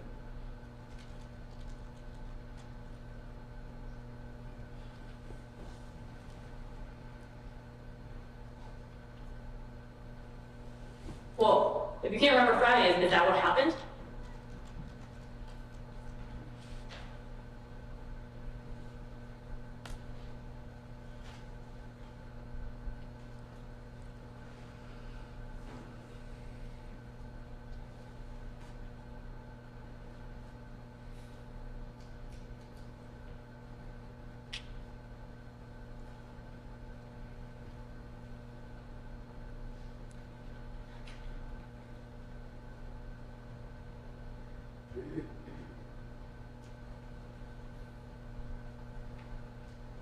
Sorry, can't recall.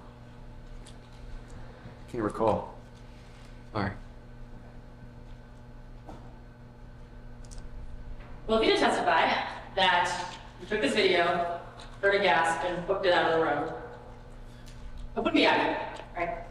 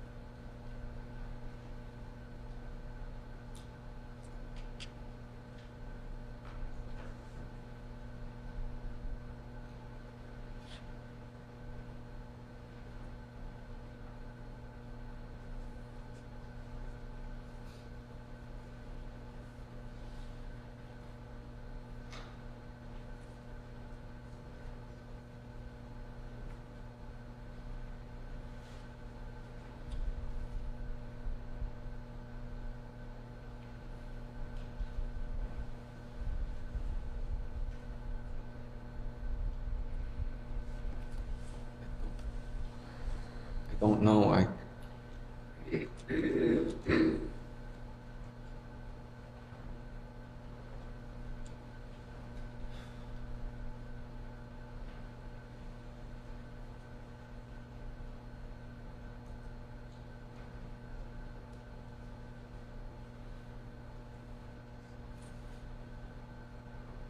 Could you repeat that, please? You testified on Friday that you videoed her vagina, heard her wake up, and left. That would not be accurate, right?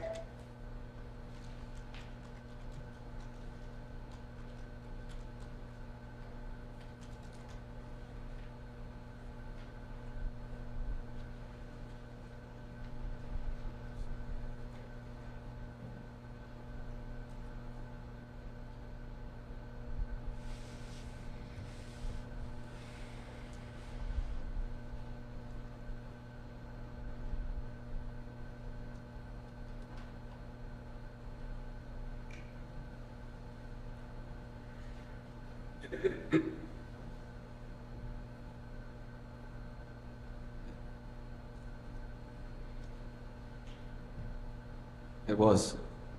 It was accurate. Well, you took that video of her vagina on 3:19 a.m. That's what the phone shows, okay? And she doesn't realize you're here to text you until an hour later. Do you realize that?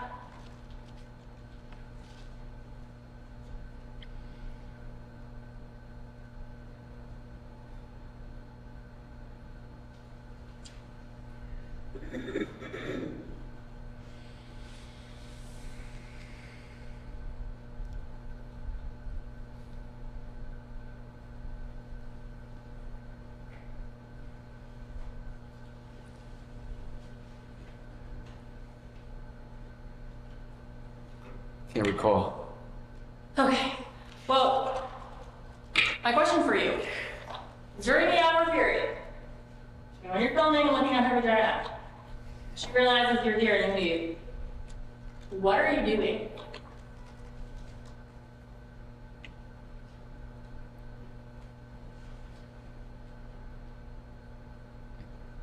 Don't know.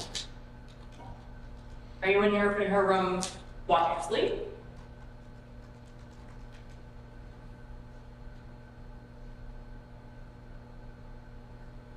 No. No. Sitting there masturbating? What are you doing?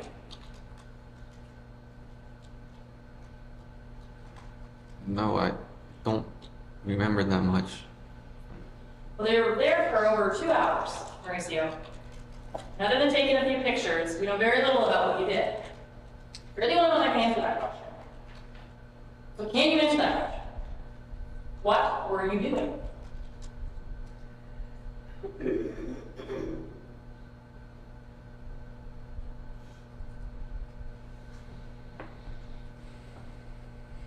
Don't remember. Don't remember, or you don't want to answer that question? don't remember.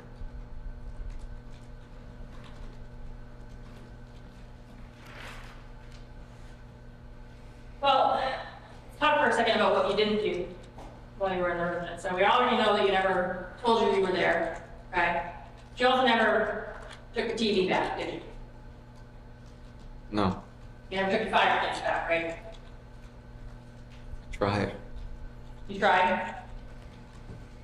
What happened when you tried? It's too heavy. Well, it's right next to the porch door. It's not like you carry it down these stairs, did you?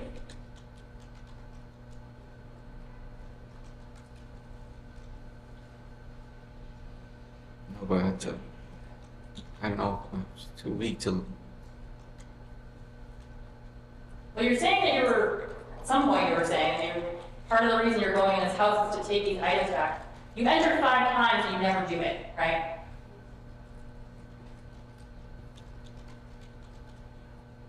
Right. You never intended to take these items back, did you, right? I did. I did intend to take those back.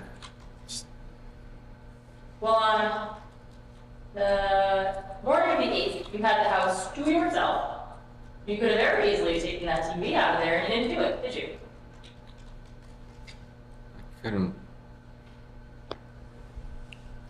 I couldn't have. Why?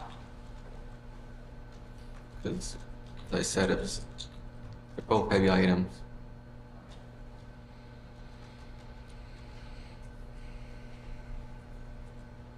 The reason you didn't take those items back is because you knew that if you did, she would have known you were in her house, right?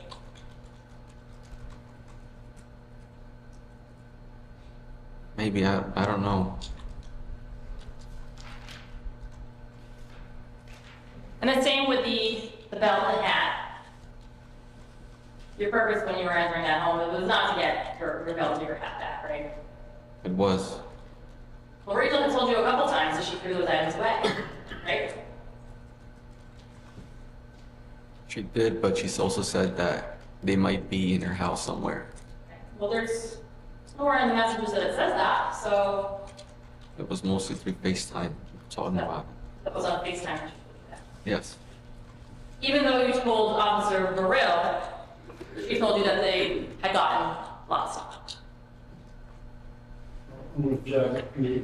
Supposedly it was lost, was the word. All right, with that clarification, he can answer the question. So I think he specifically asked you, did you ever reach out to Rachel to get those items back? And you said supposedly they got lost, right? Right. And that's what she told you?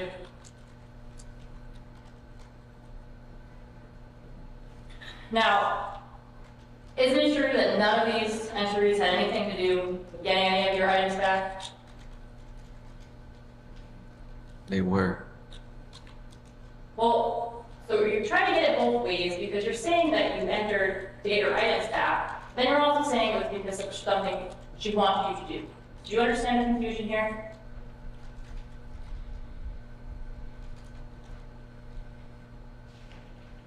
I do.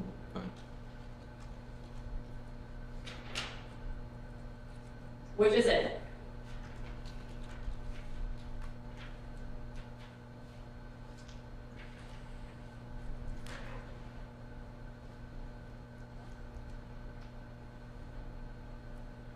both of them.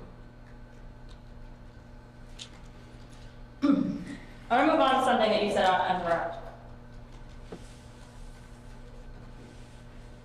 You said that at some point when Rachel was texting with you, she told you that she wanted you to rape her, right? Yes. When you checked, the text message said that, I think the version news acknowledged that. What?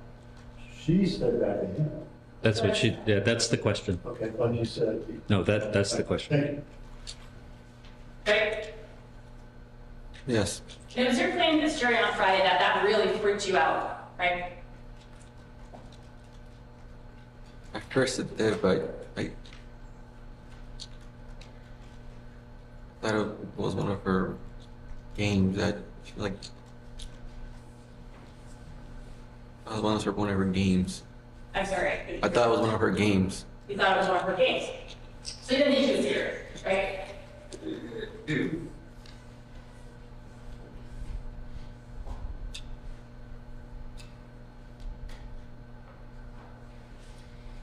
Was partially concerned about it, but Well, on Friday you said particularly that it really concerns you, right?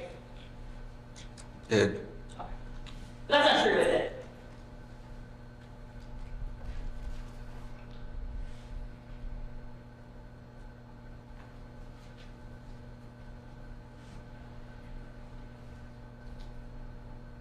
is true. I was concerned. Well, she's saying that rape me in the middle of this sexual banter that you two were having, right?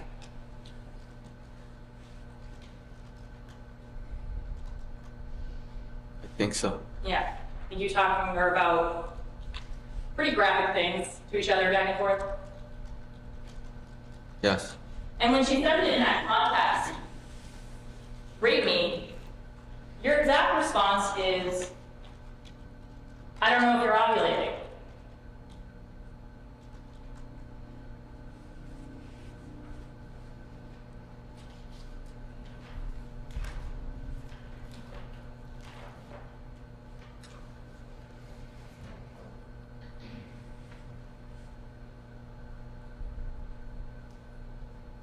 Do you need to see it? Yes.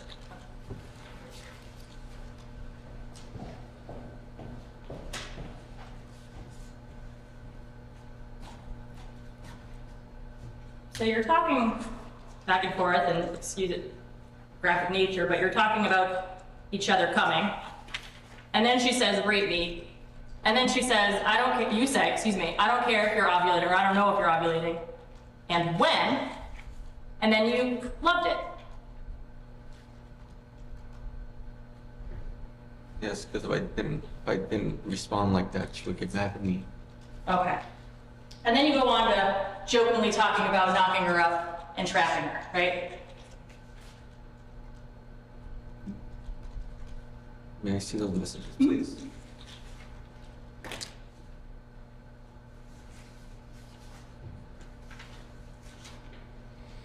So she says, I'm ovulating, I will get pregnant. And you say, so? She goes, no. And you say, yes. And then she jokes that you're trying to trap her.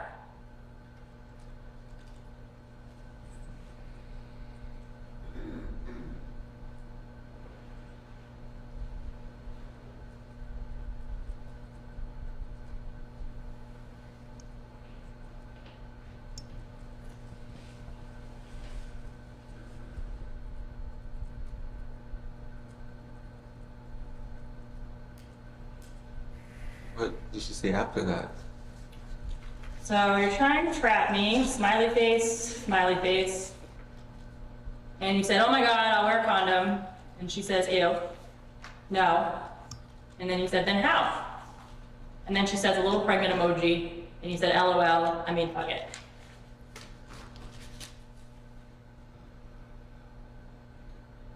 What's the question, counsel? So my question was to him,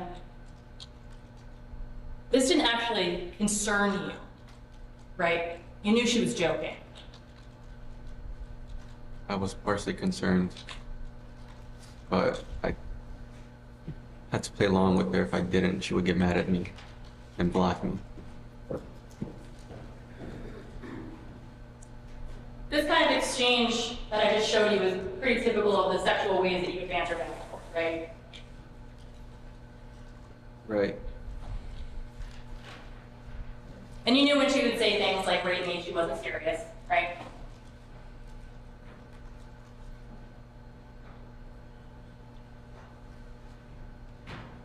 Maybe I was confused about it.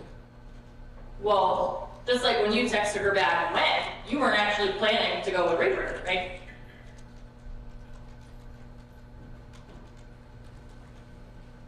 Oh, what? And just like when she would say things like, I like that you're obsessed with me, you know she didn't actually mean that she wanted you to go and hide in her attic, right? Only, Jack, any close speculation. Overruled. Go ahead. Answer the question, please. Could you repeat that, please? Okay. And just like when you knew she was joking about raping, you knew that when she's saying things like, I want you to be obsessed with me, she doesn't actually mean she wants you to break into her mom's house and hide in her attic, right? We mostly talked about obsession the most. Sorry, you mostly talk about what? The obsession part we talked about, she talked about it the most. And telling me everything that she wants me to be obsessed with her.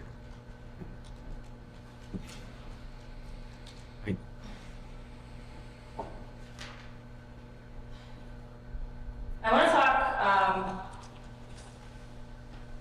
finally get to the conversations that you had when you were in custody at the police station, okay? When the police came, you told them that you were just there initially to get your fire knife and TV back, and that wasn't true, right? It was true. But that's not the whole reason you were here, right? Okay.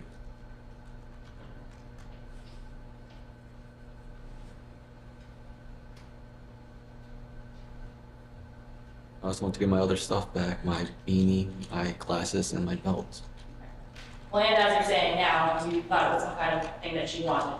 So, Overruled. Go ahead. I guess my point is you weren't entirely truthful with the officer when you said that, were you?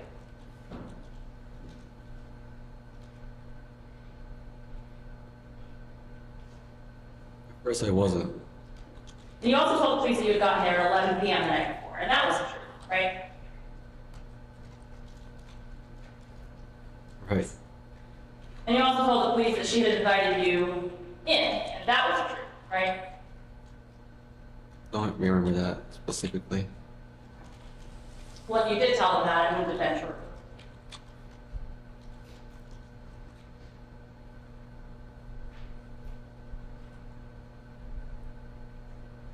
Can you repeat that, please? You did tell the police that she had asked you to come over, come into her home, that wouldn't have been true.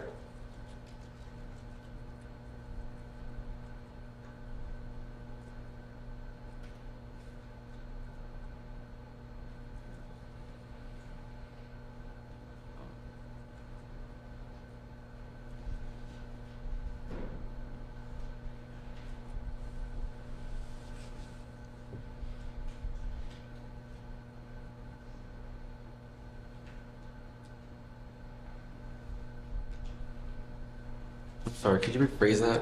Just My point is, Mauricio, when the police are talking to you and Captain Sutherland asks you questions, you lied to them several times, did you?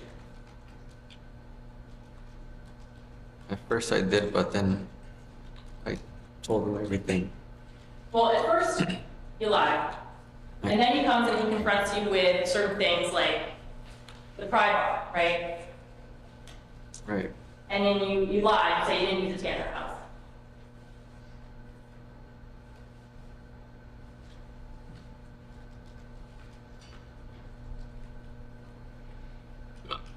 Sorry.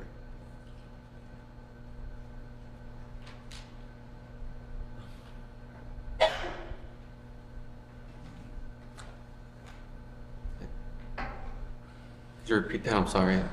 Yeah. So Detective Sutherland asked you some questions, right? You lied to him several times, right? Yes. You lied about coming at 11, right? You just said that 2 minutes ago. You lied about coming at 11, Yes. right? I did lie about that. Okay, you lied about not using the prior to get in, right? I did. You lied about the last time you came up to New Hampshire, you said the 10th, in reality was the 20th, right? I did, but on that day I didn't know what to say. Honestly, I was confused. You asked me specifically about stealing the keys to make a copy, and you lied about that, right? Yes. When asked how you got in, you said that the door was simply open, and that was a lie, right? Yes. And when you asked about the tile device that was found, you said it was for your keys, and that was a lie, right? Yes. It was only after Matt Moreau came into that interview and confronted you with things that he found that you actually admitted to any of that, right?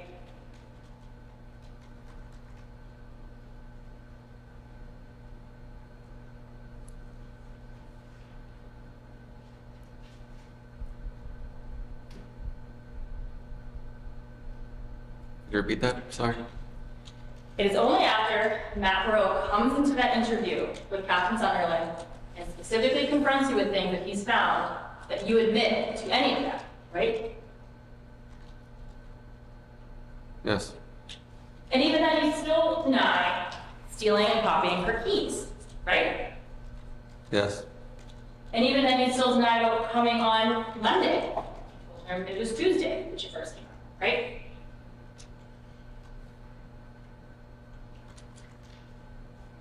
Yes, but I had to say during that time, I was confused.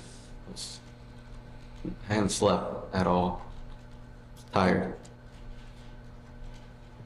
Things like keys, you only admitted to after they came back and said, we tested this in the door, it's the key, right? Yes. Fair to say that you only admitted to things when you were confronted with direct evidence of entrepreneuring, right? Yes.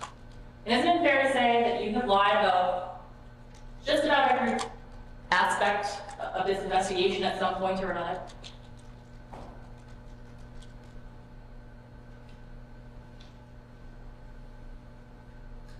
First I did, but I told them everything. It was the right thing to do. Well, you still didn't tell them about the January 20th burglary, so you really didn't tell them about everything, did you? Told you I can't remember that much from those days. I can't remember that much from those days.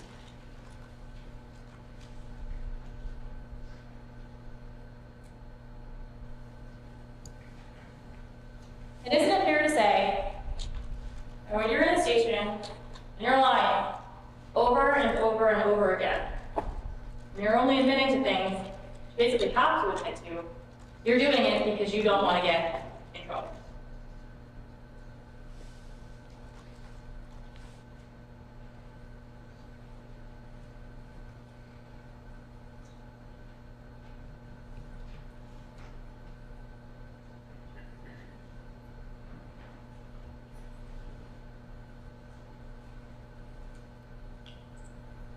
Yes. Mauricio, I don't have any further questions for you. Thank you. Any redirect? I guess you're on. How you doing, Rico? Scared? Yeah, you okay? Kind of. You want some water? I'm okay.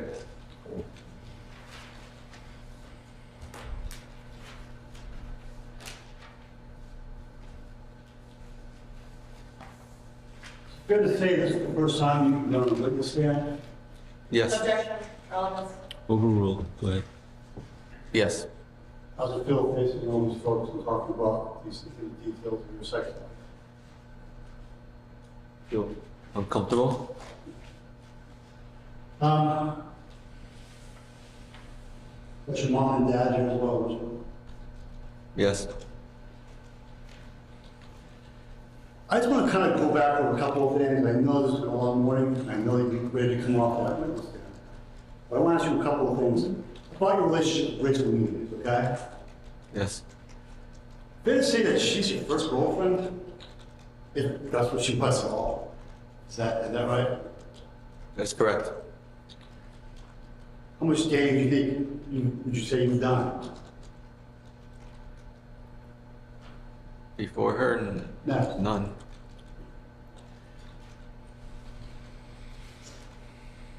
You were pretty happy to be in a relationship with Rachel, weren't you? Yes. And she would tell you from time to time, we're in a relationship, right? Objection, leading. Yes, all right. All right.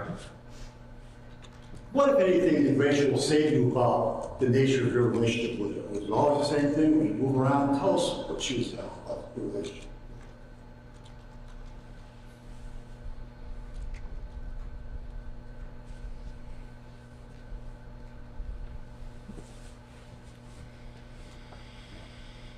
Sorry, could you repeat that, sir? I'm sorry.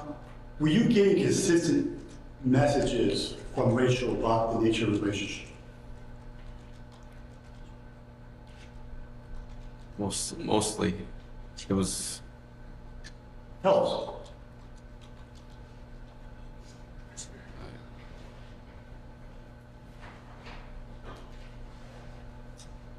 It was.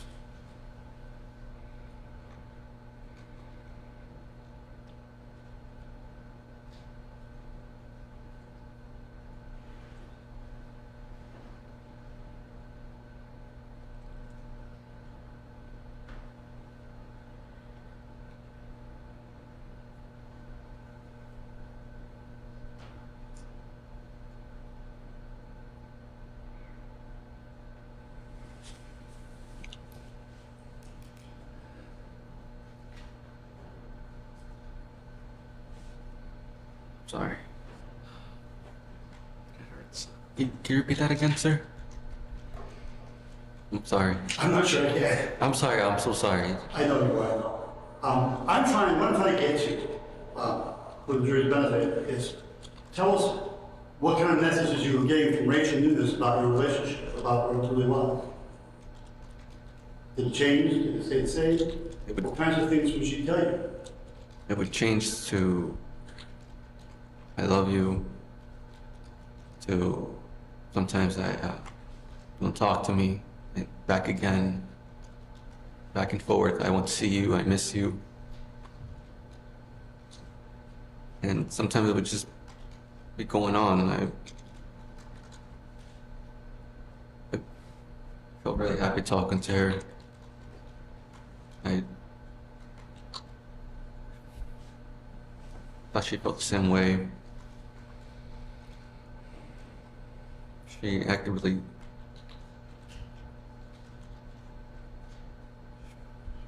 she's pretty nice, and she's pretty funny when I talked to her. And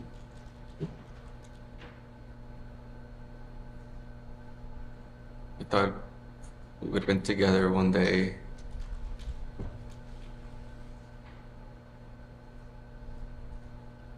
But it was always going back and forth, going from nice to toxic.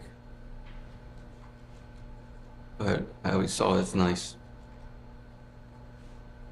I always try to be nice with her.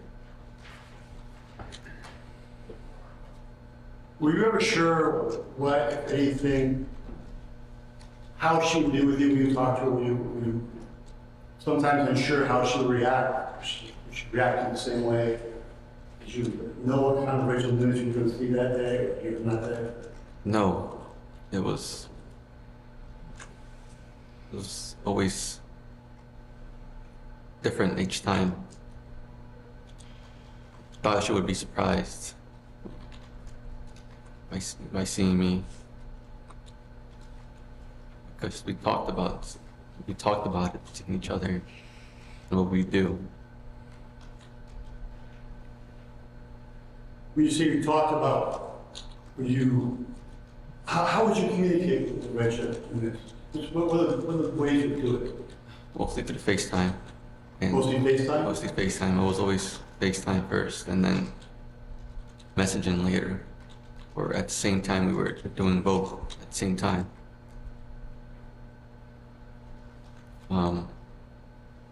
Sometimes on Snapchat, after I gave her my Snapchat, Instagram, or other apps. And when I would block her, she would text me on a different phone number. Let's talk about that for a second. You block her sometimes, is that right? Yes, And why would you do that? because I was getting just frustrated with the banter, and so I just wanted some time alone as well. And if I didn't respond to her, she would have one of her friends text me, or herself on a different phone, or a different username overall. You're saying she would find a way to get a hold of you even when you were blocking her? Yes. You were talking a little bit to Attorney Garage about the, I think you called it rape game, is that what you called Yes. it? And you also talked a little bit about the stalking game, you were talking about that to Attorney Garage as well? Yes. You indicated at one point in this discussion that you thought it was one of her games. What did you mean by that? Took it as a stalking game when she talked about me raping her. That was one of her games as well. And if I didn't respond positive to that, she would be angry with me. She would curse me out or block me. Now, when you played the stalking game, because none of us are quite familiar with that one. When you played the stalking game, would you let her know, hey, listen, I'm going to come up and stalk you today? Or was there another way that you had to do that? Objection. Offense. Oh, overruled. Go ahead. Would you announce that you were going to come up and stalk her, or was it important to be a surprise? It was a surprise. Why's that? Because stalking is when someone doesn't know when you're there. You're just observing them. And I believe that's what she would have wanted me to do, not to tell her. That would defeat the purpose of the game, right? She knows you're coming, right? Yes.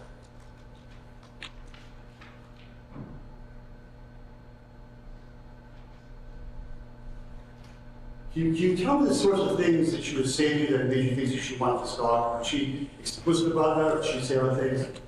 Give us an idea of what she would say to you. It was always that, I took it as, why aren't you obsessed with me? Why aren't you talking to me? Why aren't you paying attention to me? Around those lines. And mostly calling me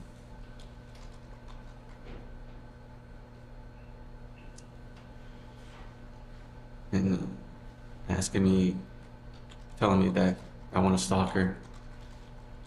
Did she say that exactly that way? She said, I want someone to stalk. Sorry. I want someone to stalk me.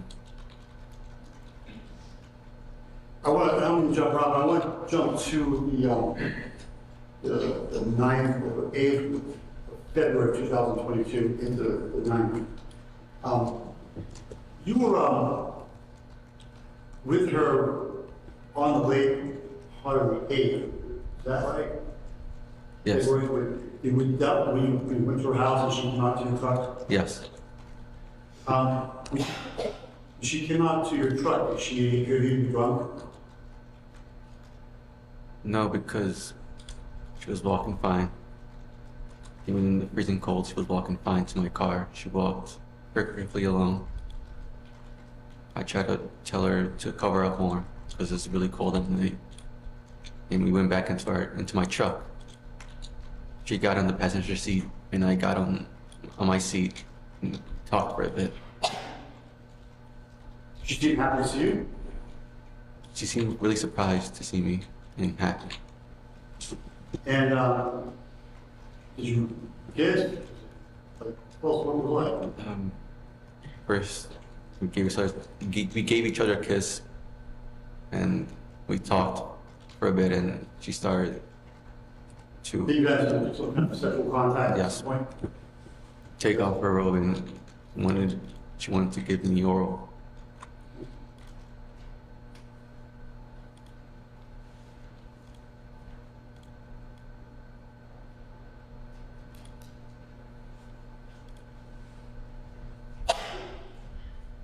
On the times, now, it sounds like you were up roughly a total of 6 times. Is that roughly it? Yes. And out of those 2 times, She only saw you in person face to face twice, is that right? Yes. And I guess one of those times she actually waved at you from the window, is that, remember that time? Yes. Which time was that, if you remember? Between January 10th. So that would have been in the summer of the house. Yes. Tell us how that happened. How did you happen to see her and happen to wave at you? I wasn't. Walking, drive? I drove there, and I told her outside, and she said she didn't want to come out because she wasn't looking nice, and she said, "I'll just wave hi to you," and I said, "Okay, I will," and she did, and I left. And Sometimes when you come up unannounced, it's fair to say that she seemed to be angry with you. At first, yes, but then she would find it exciting because she wanted to see me.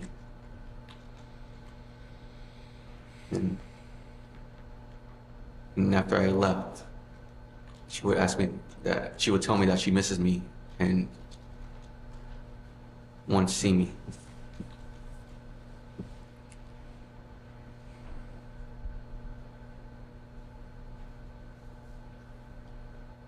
Does this relationship seem real to you? Yes. Why is that? How explain it to us? Well,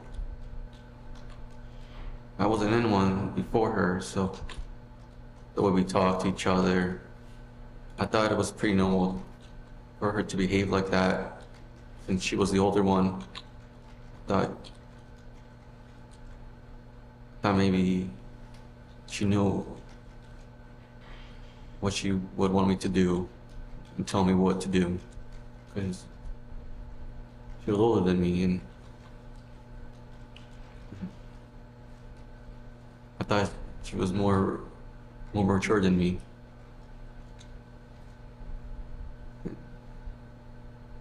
Yeah, we talked a lot, we laughed a lot, talked about everything. Talked about what she wanted to do in her life, where she wanted to move, where she wanted to go in a couple years from now. And we did talk about seeing each other again and again and again, and have sexual intercourse all the time. I thought it was pretty normal. Sometimes, let me ask this, Trigger was asking you, you never actually had a plan, you never planned to show up. Is that true around Christmas time? Were there loose plans? Is that a complete surprise to her? What was going on? It was a complete surprise. And that was and at that point, you're still in the door. She's in the door. Yes. And how did she respond when you got in? And she was surprised at first and told me to wait. And I did wait for an hour and a half. And she invited me up to her apartment. And we talked for a bit, and then that was our first time having sexual intercourse. She asked me to leave, and I did. That was around 4 in the morning. And I left. She indicated to you whether or not she enjoyed having sex with you? Yes. What did she say about that? We talked about it mostly on FaceTime a couple days later. I had asked her how was she after. She said it was really nice, that she liked it, and she wishes to do it again at some point. And That made you happy. yeah, I did. You're waiting to hear that, weren't you? Yes. I felt really happy. When you found yourself facing the police officers, I want to talk about that. Chief Dwight wanted to talk about whether or not you were forthcoming with the police right away. It appears that you weren't forthcoming with the police right away. Is that fair? At first I wasn't lied. I lied at first. At that point, how was your mental state at that point? Meeting with the first officer?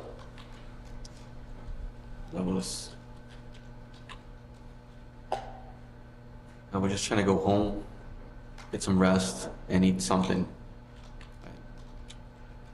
It was cold. I was just wearing a hoodie and a shirt and just sweatpants. And that's when you talked to Sergeant Lafayette, is that right? She's the first one? Yeah, she was the first one. Was that a relatively quick interview, or did that go on a little bit longer? It was quick. Who would you say the longest interview was with? With Detective Sutherland and Officer, I forgot his name, sorry. Barrel. And how long did that interview last? It lasted 2 hours, but it felt like a day for me. Was it non-stop interviewing, or would they leave you in the room by yourself for a period of time? They left me in the room, I think, twice on each time, or once on each time. And is that the point when they came in and said, we think you should write an apology letter during one of those times? It was during with Detective Sutherland. He asked me to write a letter of apology. I was Let me just ask you this. You decided not to share with Captain Sutherland or any of the police the stalking game. Why was that? because I knew that it would be. It's not a common thing to say to police when you're being interrogated. It's not common, and I was scared about that. Thought the story's a little strange. It is. Would you be surprised if you heard that when you were right there? Rachel lied to what? Sergeant Lafayette right away. Objection, Your Honor. Outside the scoop, I think you're saying. Yeah, Rollins. Sustained.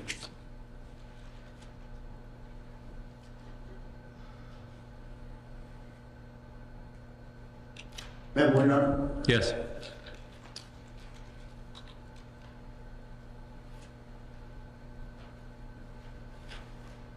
Rachel threatened to call the police before, is that right? Yes. Explain how that would come about. It was my first visit.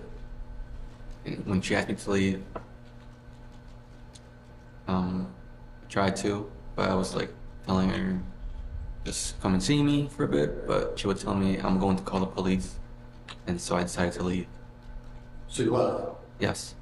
What happened after that?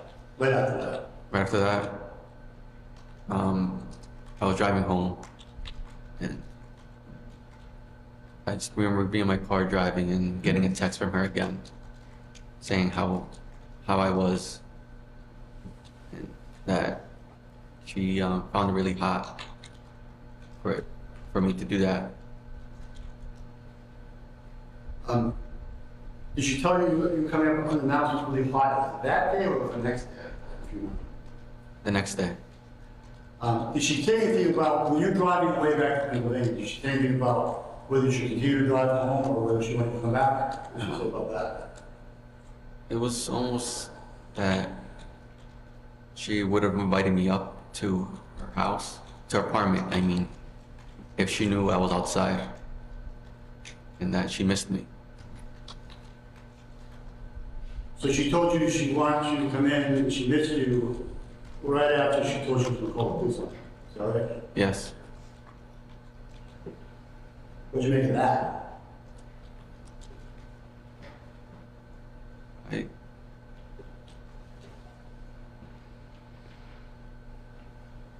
I was scared of herself. I was scared, so that's why I left. What I'm asking you is, what did you make of, I understand that you were scared because the police might be called, that's why you left. Yeah. Then she, as I understand her testimony, she also said, well, now now I would like to see you, I wish you were here, I miss you. What'd you make of that? She just told you she was gonna call the police on you. What'd you make of her call you, or texting you saying, I wish you were here? I was just confused by her, how she acted by it. I didn't know what to take from it. If she was serious or not, but mostly I thought she was serious about her seeing me again. But I think at the time I believe she lied about calling the police to make me go away. And I thought she regretted saying that to me. At that point, have you talked about the obsession of the stalking game? Yes. Roughly when did that start talking? When did you start talking to her? She started talking about this obsession game, the stalking game, that kind of stuff. During end of October and mostly through November. So right away. Right? You started texting with her in October, right? Yes. As I understand, you also started to talk to her right away, like FaceTime, that kind of thing. Yes. So the message that you got about wanting you to be obsessed with her happened in October, is that what you're saying? Yes.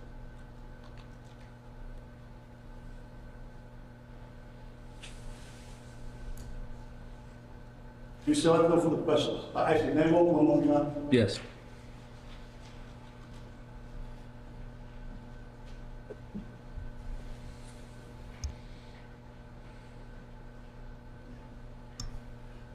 Thank you, Mauricio.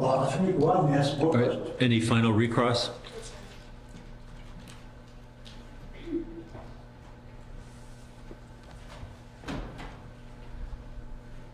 You're talking about now on December 7th plan. Rachel was really upset that you just came up and surprised her at her apartment, right? Yes. And then you said that you had driven away and like about halfway home, and she says something like, I guess changes her tune a bit, right? Ever occurred to you that that might have something to do with the $500 you left on her car? No, because at the time she had a broken windshield.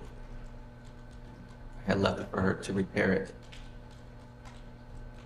So it never occurred to you that she might just be interested in the money?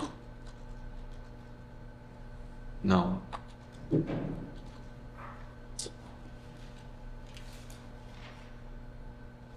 Going back to this interview you had, you seem to be almost a little critical that these interviewed you for so long.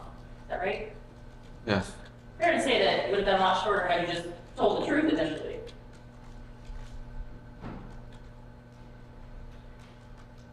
I just didn't know how to get around it, saying it sounds weird telling a cop that this woman wants me to be obsessed with her and to stalk her. And during that interview where you're talking on camera, you're also doing the kind of thing that you've been doing this morning, where you're taking a really long time to give an answer, right? Right. And that's because you're thinking of what you should say. Because I'm processing what you're asking me. I want to give my best answer and the right answer. And fair to say that the interview would have been a lot shorter had you not done that as well.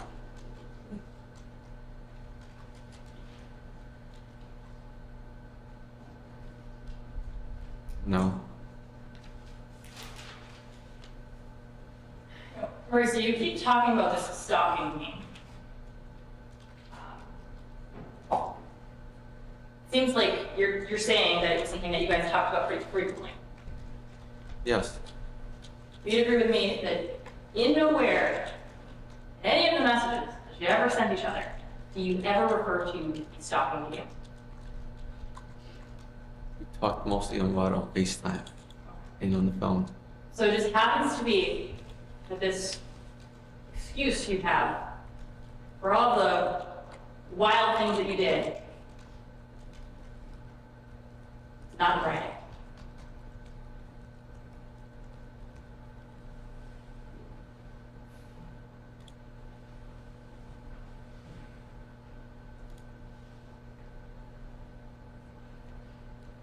It's an excuse.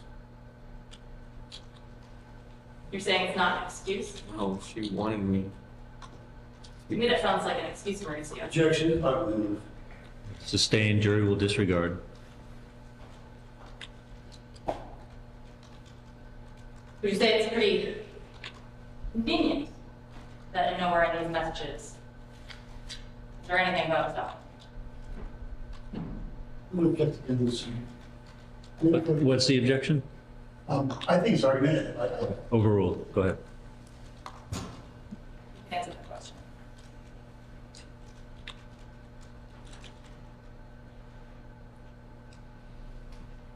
She wanted me to be her stalker. I'm sorry, I didn't hear you. She wanted me to be her stalker.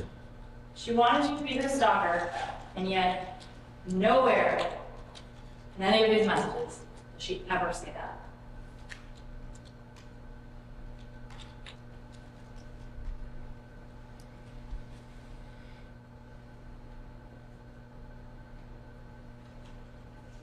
Is that a question? Yes. What is the question? The question is, but there's nowhere in these messages that she ever says that she wants you to be her stalker, is there? There's not, but only multiple times. We wanted me to be. I don't have any further questions. All right, thank you. Sir, you may step down. You can return to your table. Attorney Starbranch, will the defense be calling any further witnesses? No, Your Honor. And will there be any rebuttal witnesses? No. All right, so ladies and gentlemen, that means the evidence in the case has concluded. It's 12:30. We'll take 1 hour for lunch, and then we'll have closing arguments at 1:30, which will be followed by my final instructions, and then you'll have the case for deliberation.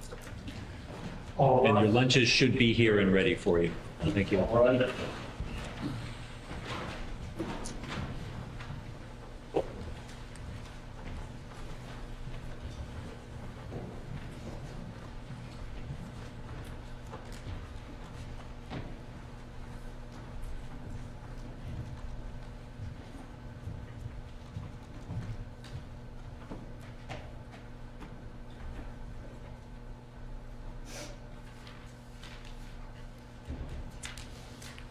All right, before we recess for lunch, anything further?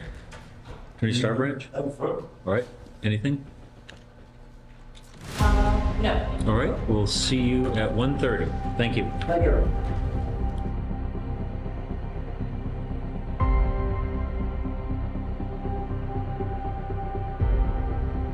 State, you also notice that your notebooks are not here. I do not allow note taking during the closing arguments. Your notes will be returned to you for deliberation. Attorney Starbranch. Thank you. Good afternoon. And we'll all know a lot more about OnlyFans now, don't we? One thing you can say for sure is probably not the best place to find your first. I don't even make light of it because it's sad. You know, this is not, again, as I said, the way. But as I said in the beginning when I first saw you guys, this case is really about intent. There's really no question that Mauricio won the house, no question. Also no question that Rachel News's mother had no idea that any of this was going on. In fact, you probably all saw Rachel News's mother get the bad news that her daughter was having sex with Mauricio outside the front door right before this happened. It was first she heard it was from the influence, which is really too bad. She had no idea what was going on. But she was the only one that did it, because Rachel certainly was involved with this right at the end. And the thing is, Mauricio's intent, and this is what's going to drive this, Mauricio's intent, his conscious object, his specific intent is to commit two crimes of crime, either theft or invasion of privacy. So really what this comes down to is what his intent is. And actually listening to all this, and honestly, Attorney Guerrero does something very interesting. He at one point said, do you even know what you're doing there? And that's a good question. Probably not. And that's the gist of this case. You know, this isn't a burglary that's going to commit that crime of theft. This is not your traditional economic burglary. And you know that because of the way he behaves when he gets in there. You know, the possibilities of what his intent might be. Could be retrieving his fireplace or his TV set. Could be retrieving his glasses, his belt, his beanie. Could be these graham crackers, probably not. The most likely reason he's in there, it's almost like he's moved in there. I mean, think about this. He's got it set up in the attic. You know, he's got food, got a place for the bathroom. He's even made himself a key. Now, doesn't have to darn this thing. Who's sure a burglar goes in, makes himself a key, comes and goes throughout the day 5 times. You know, and this is the gist of this case. This is a very confused young man, completely confused. And you know, you can see him as he's testifying. He's not really, I don't want to be unkind, doesn't appear to be the most intelligent man. But he's young, hard to say really, because of his age, it's hard to tell. He's young, he's inexperienced, he's insecure. And when you think about the way he talks about himself, you know, he starts out when he talks to one of us, I'd say, well, you know, I'm online with OnlyFans. I mean, it's just women because I don't really get out much. I'm not very good looking. I'm not very interesting. No one really wants to be with me. He found someone who wanted to be with him. But what he didn't know was that it wasn't really his girlfriend. What he didn't know is he was a customer. You know, this is the thing that eluded him. This is why there's a tragedy. He didn't really get that he was a customer. He thinks he's in love. Well, and she tells him. She tells him, well, yes, I love you. Absolutely, you know, I love you. I want to engage with you. But, you know, the fact is, she's selling content. That's her job. And I'm not disparaging it. Everyone needs a job. Perfectly legal. She's doing it. The problem is, she manipulates him.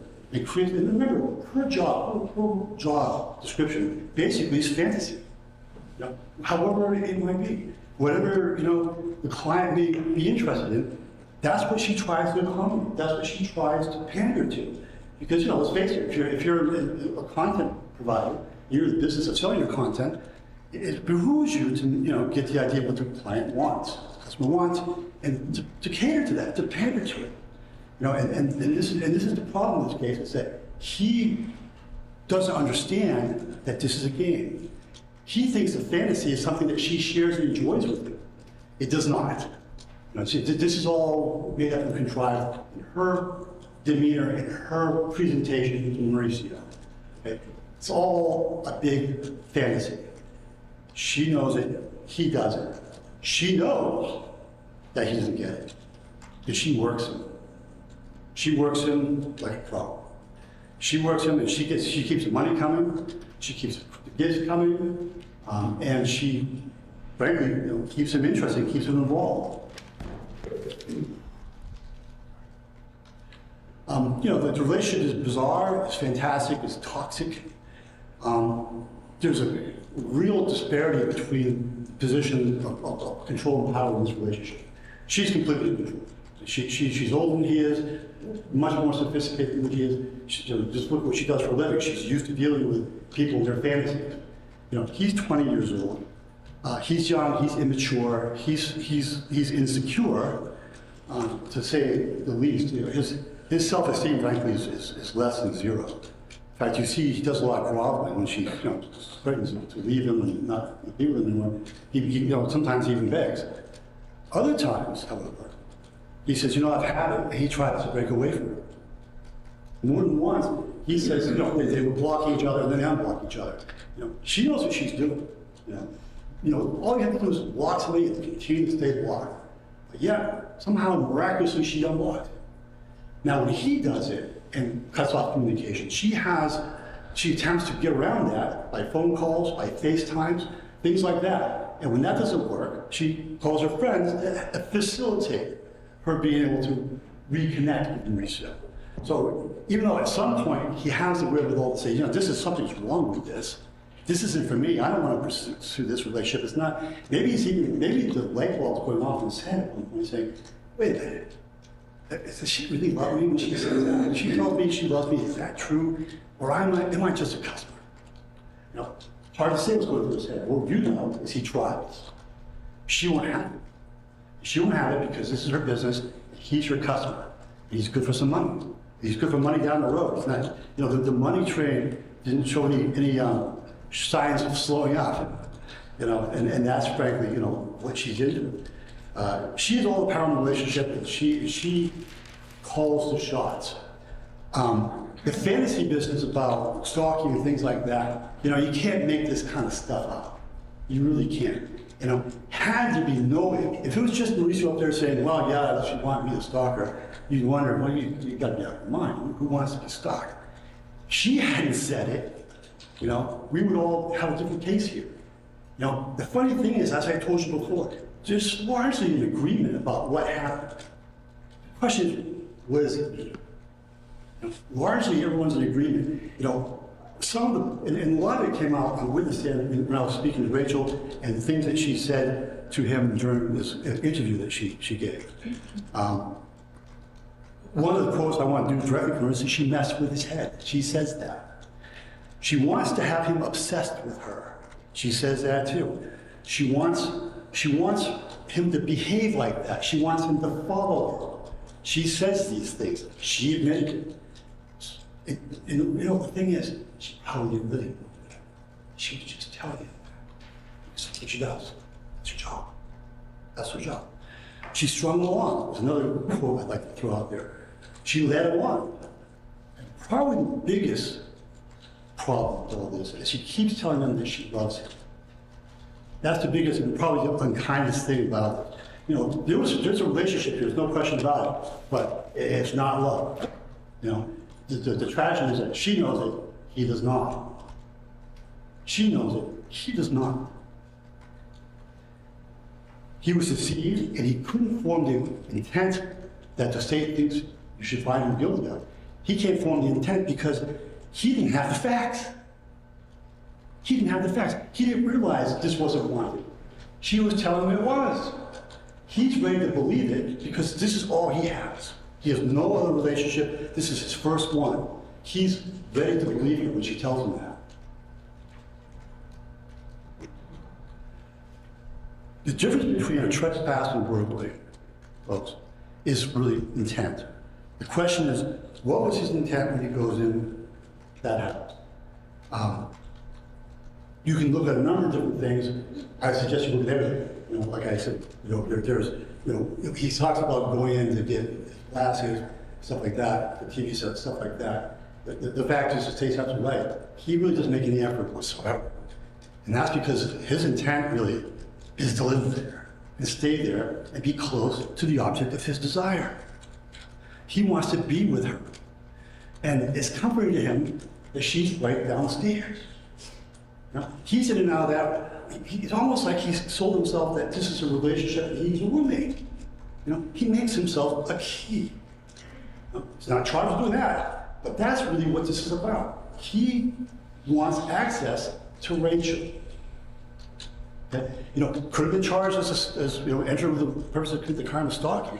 The fact is, she's told him that she wishes to be stalked. This is part of a game that they play. In order to find him guilty of burglary, you have to find his conscious object, his specific intent is to commit the crime of theft or to commit the crime of evasion of privacy. Trespass is a little bit different. Trespass, in order for him to commit a trespass, he has to be aware that he's not supposed to be there. That is more of a fit because, as I said to you folks before, Rachel's mother wasn't in a way. You know, Rachel was, not her mom. What's interesting about this case is Rachel told him before that if you don't get out of here and call the cops. She said that more than once. She said that on the evening that Mauricio encountered the police department. Remember, she actually texts him. Now, this is a woman who says, I'm terrified, terrified, terrified, but the fact is, she says in a text message, are you here? If you're here, you get out of here, or I'm gonna call the cops. I know you're here, I know you're here. She's not spending time on 911 saying, help me, help me, help me. She's saying, get out of here. She said, get out of here. And if he had, he may not be here, because this is a cycle. She says, get out of here, get out of here, get out of here. And if he had gotten out of here, it was on his way back to Pennsylvania, odds are that the next text he would have gotten was, I changed my mind, I love you, I want you to come back. Because he does that. Attorney Guerrero talks about, well, all this stuff, it's not in writing. It's a stalking game, it's not in writing. Actually, it is. There are some things that aren't right. Remember, when he's there in December, and she finds him there, and she yells at him and says, get out of here, get out of here, get out of here. On the way back, she writes to him saying, I didn't mean, I miss you, I do want to see you. I wish you were here. I love you. The next day, she says, I don't want you to ever come up here unannounced again, but it was a little hot. It was a little hot. That's a difficult thing to reconcile with, she's a victim of stalking. She cultivated the stalking. This is part of the fantasy that they were playing together. And again, like I said, the problem is he doesn't know it. This is something she's contrived. He doesn't know that he's actually a customer. But again, Rachel's mother wasn't known. Rachel Minnick's lies repeatedly. Mauricio isn't truthful with the police either. And that's not entirely a shock. Here's this, young man who really doesn't have a lot of experience with anything. He's 20. First girlfriend, and all of a sudden he's in an interview room with all kinds of police. Well, he didn't want to say, well, my girlfriend wants me to stalk her. What a shock, that he wanted to tell the police that. Some things were absolutely true. He is stuck there. Well, I could be there to get my stuff. The last thing he wants to do is tell these big guys I'm meeting my girlfriend on OnlyFans. I'm engaged in this weird stuff. Now, that didn't come up when he was talking about, even though that's what it's about. It's not about TV sets. It's not about fireplaces. It's not about graham crackers. It's about this fixation he has with her that she's invited. It's not just, if you want to talk about who's lying to who, that, frankly, she's concealing this with possibly the end of, well, maybe he'll go away. I won't have to talk to him, do anymore. Because the first thing she does on this evening is lie to the dispatcher, and this is what she does. After she gives him a chance, get out of there, because she's texting him saying, look, you got to get out of here, I'm going to call the cops. I'm not kidding. Then, and only then, she goes into her mother's room and says, I think I saw somebody. Now, she knows who it is. She's talking to him. She saw him. She knows who it is. She didn't tell mom that. She says, well, I think I saw somebody, it might be a problem. So, mom listens and says, well, that might be a raccoon. So Rachel decides that she's going to call the police. By the way, we listened to the 911 tape. She's not scared even slightly. And what she doesn't say to the 911 operator, I know who it is, I know what he's doing, I know where he lives, I know his name. None of that. She says, I think he might be upstairs, it might be a raccoon. She knows full well. The next thing she does is lie to Sergeant LaFave. Very next thing, Sergeant LaFave is here. One of the protocols, as you heard from Sergeant LaFave, one of the protocols is, well, we have to screen out a domestic violence potential. I asked her if there was a physical relationship, because that would be a domestic violence issue. That's her job. That's what Sergeant LaFave is supposed to do. And what does Rachel Newman say? Physical relationship? Nope. That didn't happen. Flat out lie. She lied to her mother. She doesn't tell her mother. I didn't tell you this, Mom. Just 5 or 6 hours ago, we were having sex in his truck. Must have forgot to tell her mother. She found her mother. I told her about it. I wish I didn't have to. That's when she finds out. Mauricio is being unforthcoming with the police because he's embarrassed. She's flat out lying to everybody to conceal the level of her involvement with him. To conceal it. So she doesn't have to admit that. She's like, as she told the interviewer, that she led him on, that she told him that she wanted him to behave and follow her like that she wants him to be obsessed with her. that she strung along, led along, all these things. She doesn't want to tell any of these. You know, not surprising. It's not pretty. But that's what her motive is. Her motive is to get out of this as cleanly as possible. Frankly, his reason he's being less than forthcoming is that, you know, he's embarrassed. And you think about that for a second. That makes sense, doesn't it? You know, when you think about this, this is the love of his life, his first girlfriend. He's going to tell these police officers that, yeah, we've been on OnlyFans, and you know, we have sex once, twice now, and you know, that's nothing that he's actually tell them. And he has reason to be there beyond the stalking game, beyond the game itself. I think the line of the trial was when Attorney Garrod was cross-examining Mauricio. She was trying, and you know, the interesting thing about the direct cross is it was exactly the same. He takes a long time, he's sort of plodding, sort of pedantic, takes his time, loses his train of thought, starts crying. He was the same way with Attorney Garrod that he was with me. That's how he is. That's what he does. So when this is going on, Attorney Garrod is trying to get him to say, well, what were you doing in there? And they're going, was it the fireplace? Was it the graham crackers? Was it the TV set? And at one point she says, and this is perfect, she says, you weren't thinking at all, were you? That's for sure. And he says, yes, not thinking at all, not even to a bit. He is moving in there. And one of the other telling points in his trial was when he says, well, I got some stuff and then I went up to my room. And he may remember, because it was a cup of shock. I actually said, did you say your room? You know, it's an odd thing to say, but not when you think about it. Not when you think about it. He was looking at his room. In his confused, sad, sex-addled mind, you know, he believes that she's his girlfriend and he wants to be close to her. That's his purpose. That's his conscious object, is to go back up to his room until it all blows over and he can be with Rachel again. That's what he meant. That was his object. Ladies and gentlemen, I appreciate your attention. Has been a lot of fun listening to about the OnlyFans stuff, but I appreciate you've done that. Thank you. Thank you. Attorney Garrod?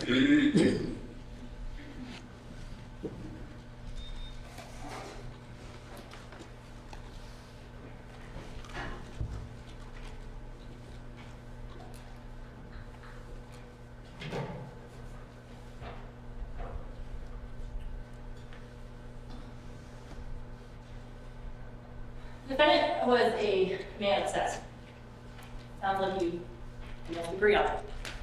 But it's also very clear, looking at the evidence, there's nothing less than an unhealthy obsession that would lead someone to drive 350 miles for 5 hours, to break into someone's house 4 times over the course of 3 days, sneaking in and out of their room, taking photos of their genitals, and urinating in a cabinette.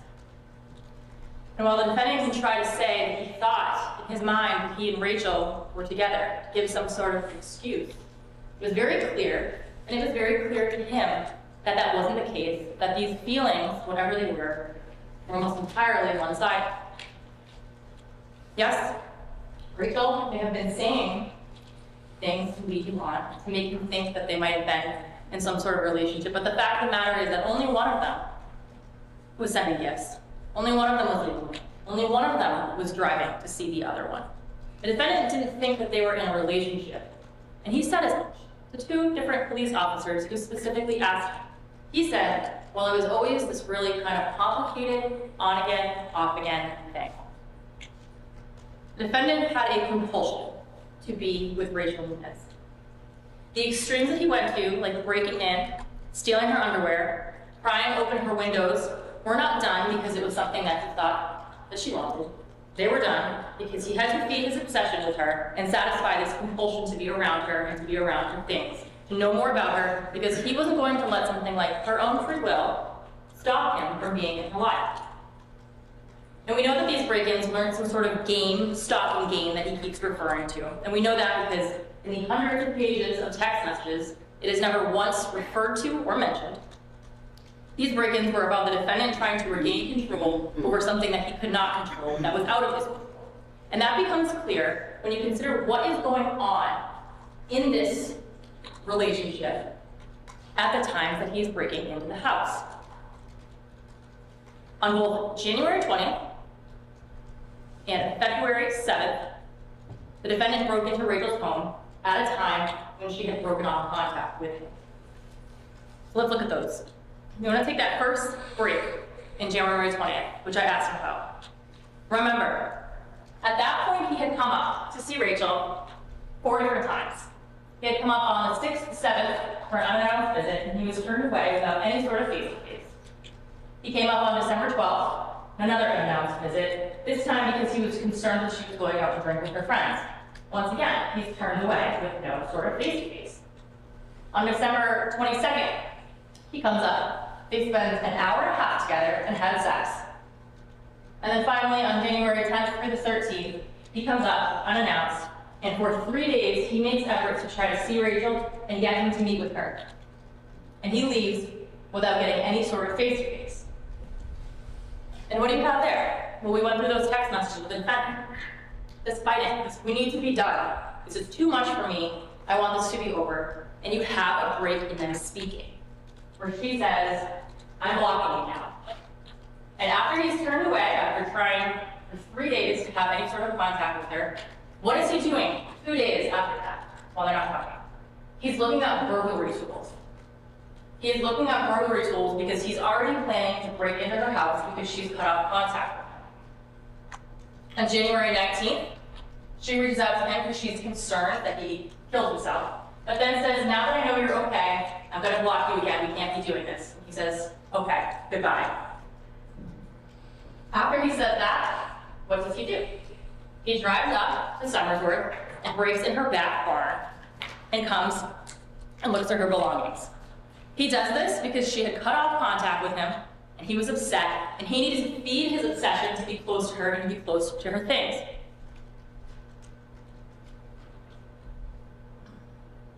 And this is sort of reflected in the nature of that burglary. Because he doesn't go in the house on that occasion and start stealing her underwear or things like that, which he does later on. But he rifles through her childhood memories. And he does this in an effort to feel closer to her. Very odd thing to do, right? What guy cares about poetry that a girl wrote when she was in 6th grade? Well, somebody that's clearly very obsessed with her that needs to get whatever he can, and that's what he's doing on that occasion. Going through her childhood memories because he is so desperate to be with her, he will take literally anything he could get. And then you have the time frame leading up to the burglaries in February. Again, what is happening at that time? They're not speaking. The defendant even told you from February 1st to the 8th, they had stopped all sort of contact with you. He comes up on February 7th. On February 7th, he's breaking in at 3, 4 a.m. and again, of course, in the evening. The first contact they have in 7 days is after he reaches out to her and says, hey, sorry, I didn't mean to text you, to which she immediately responds with requests to FaceTime her because she's worried that he's there. Again, in the context of this break-in, they are not together, they are not speaking, and he's upset about that, and he needs to do what he needs to do in order to feel closer to Rachel. And he comes equipped with a plan. Literally a list of ways that he can feel close to her, to be in her life, to know what she's doing, because again, if she's not going to tell him of his own free will, he's going to do it without and take things without her knowledge. Put a tracker on her car, put microphones and stuff to hear her. He wants to know exactly what she's doing, where she's going, and who she's talking to. And not just a list, he comes with tools. He had looked at lock-picking tools, and now he's bringing 2 different pry bars in order to break into her home. And you keep in mind, folks, that he had 5.5 hours on that trip up to think about what he's doing. This excuse that he didn't really know or wasn't thinking clearly, it's not true, because he had ample time to consider his plan and what he was going to do when he was there. And this time, when he gets there, he's not going to feed his obsession just by going through her school items or looking at her poetry. He's going to do things so that he can be physically close to her, being in the house, taking her items so that he can have a little piece of her when he goes back to Pennsylvania. He's going to put a tracker on her car so that he can know her every move and try to access her phone so he can know what she's up to. And the minute that he gets to Somersworth, New Hampshire, everything he does from that point on is an effort to achieve those goals or to cover his tracks so that no one finds out what he's doing. And when you walk through what he did, during that 3-day time frame, that becomes abundantly clear. First, he goes when it's dark out. He's there at 3 or 4 a.m. when he knows that he's got the best chances of not being seen. He pries open windows, but he knows that that's not going to be a long-term plan. He can't keep prying open windows and obviously get caught. And so he develops a plan in order to get a key so that he can come and go and have unfettered access to Rachel's belongings as he pleases. So he waits, either in the attic or the unfinished part of the house. It's pretty unclear, but he is so desperate to get that key that he is waiting in her house until Victoria comes down and makes the keys available to him. He comes out of his little hiding hole, grabs them, waits a little bit longer, waits until they leave, then goes and starts taking photographs of their modem, and goes back out and makes a copy of that key. He waits until they're sleeping yet again, sneaks back in and puts the keys under the kitchen island. But on that occasion, he's not just there to replace the key. Again, he wants to be around her and get her items, and he's around her items and her for over 2 hours in her house, in her attic, in her bedroom. And what is he doing? Stealing her underwear, taking pictures from Victoria's room of Rachel. He creeps back out, and as soon as he's gone, he's plotting his return.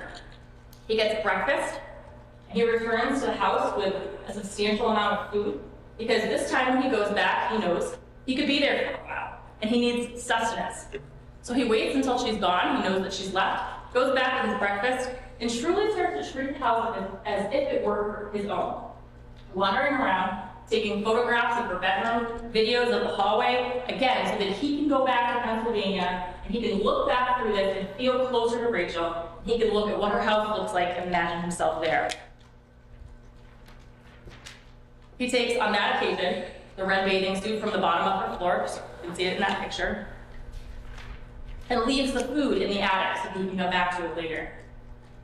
He goes and purchases the tile at 9:45 p.m. so that when he comes back, he can plant it on her belongings. But then something happens. After he leaves Target to purchase that tile around 9:44, Rachel reaches out to him, and she texts him. And she's drunk, and he knows that she's drunk. And when Rachel's drunk, one thing he knows is that she's nice to him. So here's this interesting kind of twist to his plans. Planned on breaking into her house, but now he's here, and now Rachel might be interested in seeing him. So he has a decision to make. Does he tell her at that point that he's here and forego the burglary, or does he continue on with his plan? Simply too tempting, he can't help it, and he tells her, for a couple hours, what would you do if I were here? She agrees, and he sees her, but they only see each other for 30 minutes, and then she sends him on his way, yet again. He doesn't get to have sex with her, and afterwards, she kind of does this 180, you'll see, I think you saw in the messages, where she starts to get mad at him, say, don't ever come here again. I don't know what gives you the right to think you can come to my mother's house. And here he is, back again where he started, with Rachel mad at him, and this compulsion, this need to be around her and see her.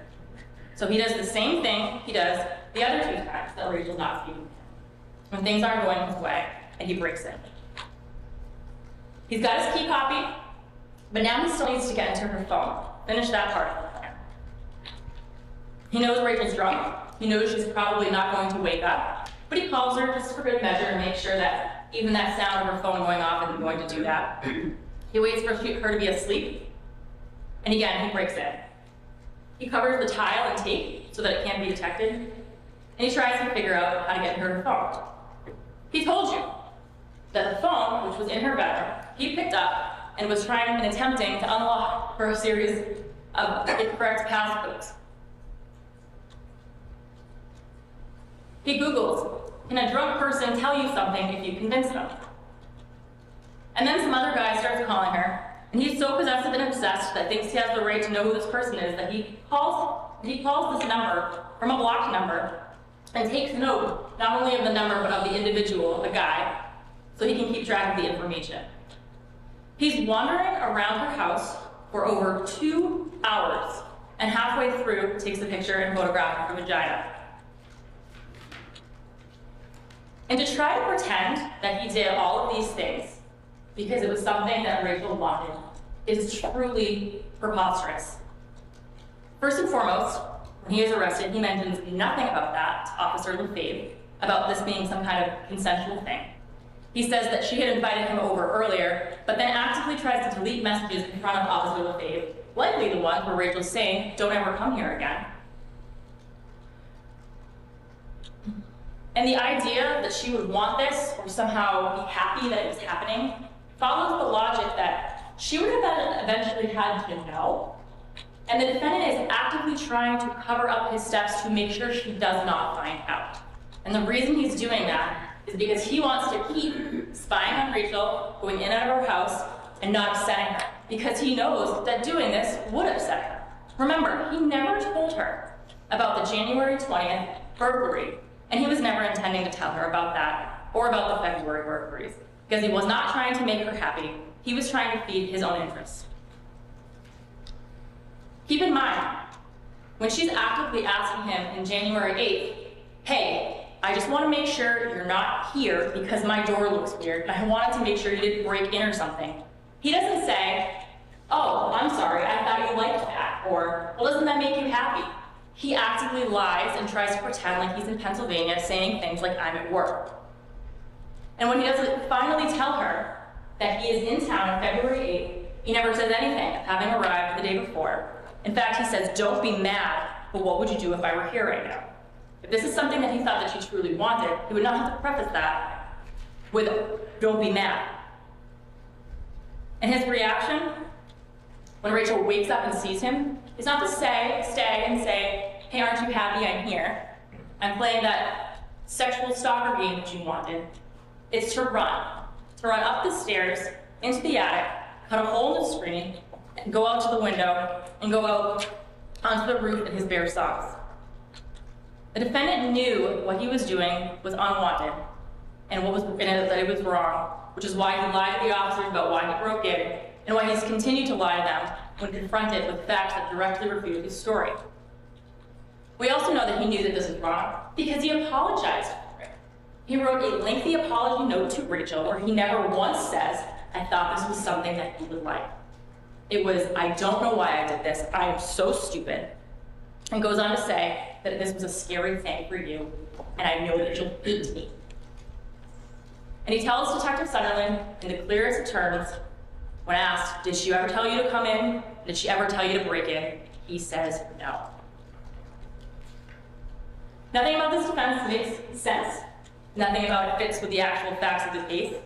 And the only one that's actually saying it is the defendant, who has lied about everything in order to minimize his own culpability. What he's doing is twisting and capitalizing on something that Rachel said in passing and asking you to take it in the most literal sense.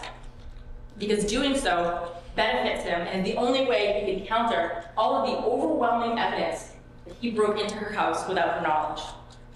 And what was it that she said? "I like that you're so obsessed with me, and how come you're not obsessed with me anymore?" That is hyperbole. If you're feeling frustrated and you say to your friend, "Just kill me now," it does not give that friend permission to kill you. And when she said these things, "I like that you're obsessed with me," or "Why aren't you so obsessed with me anymore?"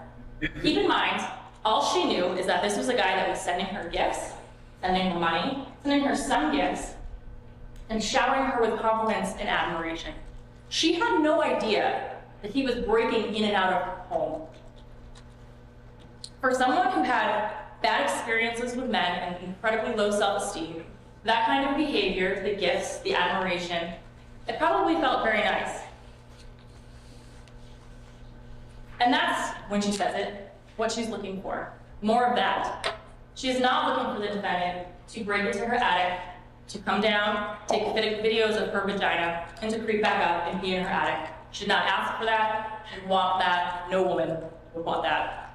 And the defendant knew it. He didn't act obsessed with her because she gave him the idea or thought that she wanted it. He was already obsessed with her, and she did not know what he was capable of when she made those remarks. Another thing the defense is hoping to capitalize on is that he can either get you to not like Rachel or feel upset by the way that she treated him, so much so that you ignore this glaring evidence of guilt. Now, Rachel is not the perfect victim, certainly, and I'm not here to make excuses for the things that she did or try to get you to like her. Because the thing is, you do not have to like her. The law protects everyone, even the people we don't like. And leading him on, going back and forth on him, texting, toxic, or maybe even crazy messages at times, does not give the defendant the right to break into her house and hide in her attic. What she did was not a crime. The defendant did was. Keep in mind, there are also 2 other people living in this house, Victoria, the homeowner, and a toddler, Weston, and they certainly did not deserve to not feel safe in their home.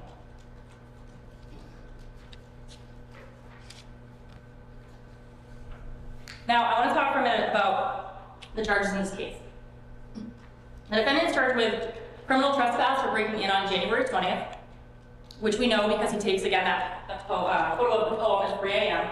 And he also has a video of him attempting to get through the window. And the only way he could have taken a photo of that home is to be physically present in the barn at that time. Now, that break-in is distinguishable from the others in February in that we have no evidence that once he was in that house, he was committing any sort of crime. And that's the difference between criminal trespass and burglary. Now, the rest of the charges, the ones from February, those are all burglaries. And it's a lot of in and out, in and out, in and out. And I want to kind of clarify that with you guys because I know the dates and the times can be a little bit confusing. So burglary, as the judge will read to you, is entering unlawfully or remaining unlawfully in a home with purpose to commit a crime. The crime in these charges alleges either violation of privacy or theft. You do not have to be unanimous on which of those crimes he intended to commit. Only that at some point he developed the intent to commit one. We also do not have to prove that the crimes were ultimately completed. Now, theft is a little self-explanatory, but violation of privacy you might not be as familiar with, and there are a few different legal variations of that, so I'm just going to go through a few of them. And the judge will also do this. But violation of privacy can be using a device to photograph or record or transmit images or sounds in a private place without consent. It can also be using a device to photograph or record a person's private body parts under their clothing without their consent. Or it can be for the purpose of arousing or gratifying sexual desire, viewing another person without their knowledge and consent. So, for the initial entry, on February 7th, that's when he goes in initially to steal keys. So for that burglary, he has either the intent to steal keys, but he's also photographing a modem. So that would be a violation of privacy for that initial entry, which of course we know he confesses to and was found at his home. For the evening burglary, that is when he comes back, re-enters, takes the key, returns the key, and at that point taking underwear from the hallway. That's theft.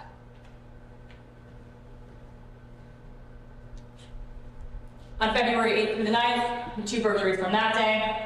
The first is after he returns from McDonald's, and he's upstairs videoing the upstairs hallway. That's a violation of privacy. Steals a bathing suit, a theft, and in the evening, when he returns, takes a video of her vagina, violation of privacy. So those are the 4 burglary charges. Now the defense wants you to really double down on this intent issue. What was his intent when he was in the home? In order to prove burglary, we have to prove that he either entered the home with the intent to commit a crime, or while he remained there unlawfully, formed an intent and remained there in order to commit a crime.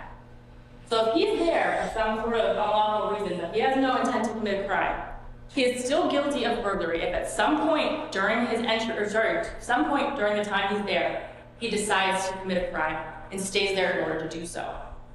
And we know he did this because he's there for a prolonged period of time and he's committing several crimes, several thefts and violations of privacy. Now, defense wants you to hold him accountable for criminal trespass, and that's for a reason. It's a less serious crime. But the defendant did some incredibly egregious things when he broke into Rachel's home. And he needs to be held accountable, and it's your job to hold him accountable for the crime that he actually committed, and not some watered-down version of it. I said in my opening that the defendant went from being attracted to infatuated and to obsessed with Rachel. It is what happened. It is demonstrated in his escalating behavior, where over the course of 3 months, he goes from sending expensive gifts, to driving long distances, to breaking in and filming her, and stealing her belongings. He's getting more and more frustrated by the fact that his relationship isn't working out with Rachel, and this is his solution to feeding that obsession. These break-ins were not some sort of consensual thing, but were done at times when Rachel was blowing him off and he was feeling desperate. Rachel leading him on may have not helped to prevent what happened, but it's certainly not an excuse, and it's certainly not a defense. What she did, whatever she did not deserve what happened to her. Her mother and son especially did not deserve what happened to them. The defendant needs to be held accountable for the crimes he committed, and I ask you to find him guilty 4 counts of burglary, 1 count of criminal trespass, and 2 counts of violation of privacy. Thank you very much. Thank you. Members of the jury, the evidence and arguments in this case have been completed. I will now instruct you as to the law that applies, and you will then retire to decide a verdict in the charges before you. You will have a copy of my instructions with you in the deliberation room. In order to reach a fair and just verdict, you must understand and follow the law as I explain it to you. For example, you have to understand the definitions of the crimes with which the defendant is charged. You have to understand how convinced one way or the other you should be before you reach a verdict. You have to understand what to consider in deciding whether to believe a particular witness. These instructions will explain the law as to these and other matters so that you can reach a fair and just verdict. It is your duty as jurors to follow all of the instructions that I am about to give you. Regardless of any opinion you may have as to what the law ought to be, the law as I explain it to you is the law that you must follow in reaching your verdict. It is up to you to decide the facts in the case. You must decide the facts solely from the evidence in this trial. You should decide the facts in this case without prejudice, without fear, and without sympathy. You must then apply the law given to you in these instructions to the facts, and in this way reach a fair and just verdict. There are certain matters that you may not consider as evidence. I will discuss those matters first, and then I will turn to the discussion of what you may consider. The fact that the defendant has been arrested and charged is not evidence of guilt. The charging documents, called indictments and complaints, are simply a way of giving Mr. Guerrero notice of the charges against him. They are a formal way of accusing him of a crime in order to bring him to trial. You must not consider the charging documents as evidence of guilt of the defendant. The possible punishment of the defendant if you return a guilty verdict should not influence your decision. The duty of imposing sentence is for the judge. You should consider the evidence presented and base your verdict only on the evidence without considering the issue of punishment. You will recall that from time to time during the trial, I struck from the record certain testimony, and I instructed you to disregard such testimony. You are instructed not to consider in any way any evidence stricken from the record in your deliberations of this case or in reaching a decision.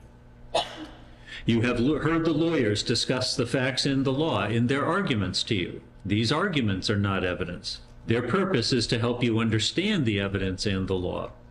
If the lawyers have stated the law differently from the law as I explain it to you in these instructions, then you must follow these instructions and ignore the statements of the lawyers. If the lawyers have stated the evidence differently from how you recall it, then you should follow your own memory of what the evidence was.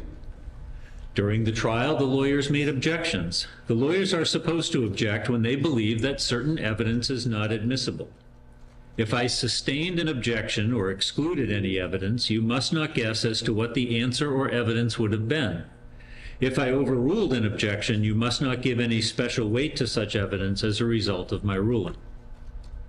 If you believe that I have expressed or suggested an opinion as to the facts in my rulings, or how you should decide the case, I have not done so, and you should ignore any such opinion that you believe I may have suggested. It is up to you alone to decide the facts in the case. Having addressed what you cannot consider in deciding this case, I will now turn to what you should consider. In short, you should consider only the legally admissible evidence, which in this case consists of the testimony under oath of the witnesses during both direct and cross-examination, and the exhibits which have been admitted into evidence. In reviewing the evidence, the length of the trial, the number of witnesses, or quantity of evidence are not important considerations. Rather, it is the quality of the evidence that is important. There are 2 types of evidence, direct and circumstantial. Direct evidence is direct proof of a fact, such as the testimony of a witness based upon personal knowledge, that is, what the witness actually saw, heard, or otherwise directly experienced. Circumstantial evidence is indirect evidence which tends to prove a disputed fact by proof of other facts. So let me give you a brief example to demonstrate the difference between direct and circumstantial evidence. Hypothetically, this courtroom has windows to the outside. You look out and see that it is raining.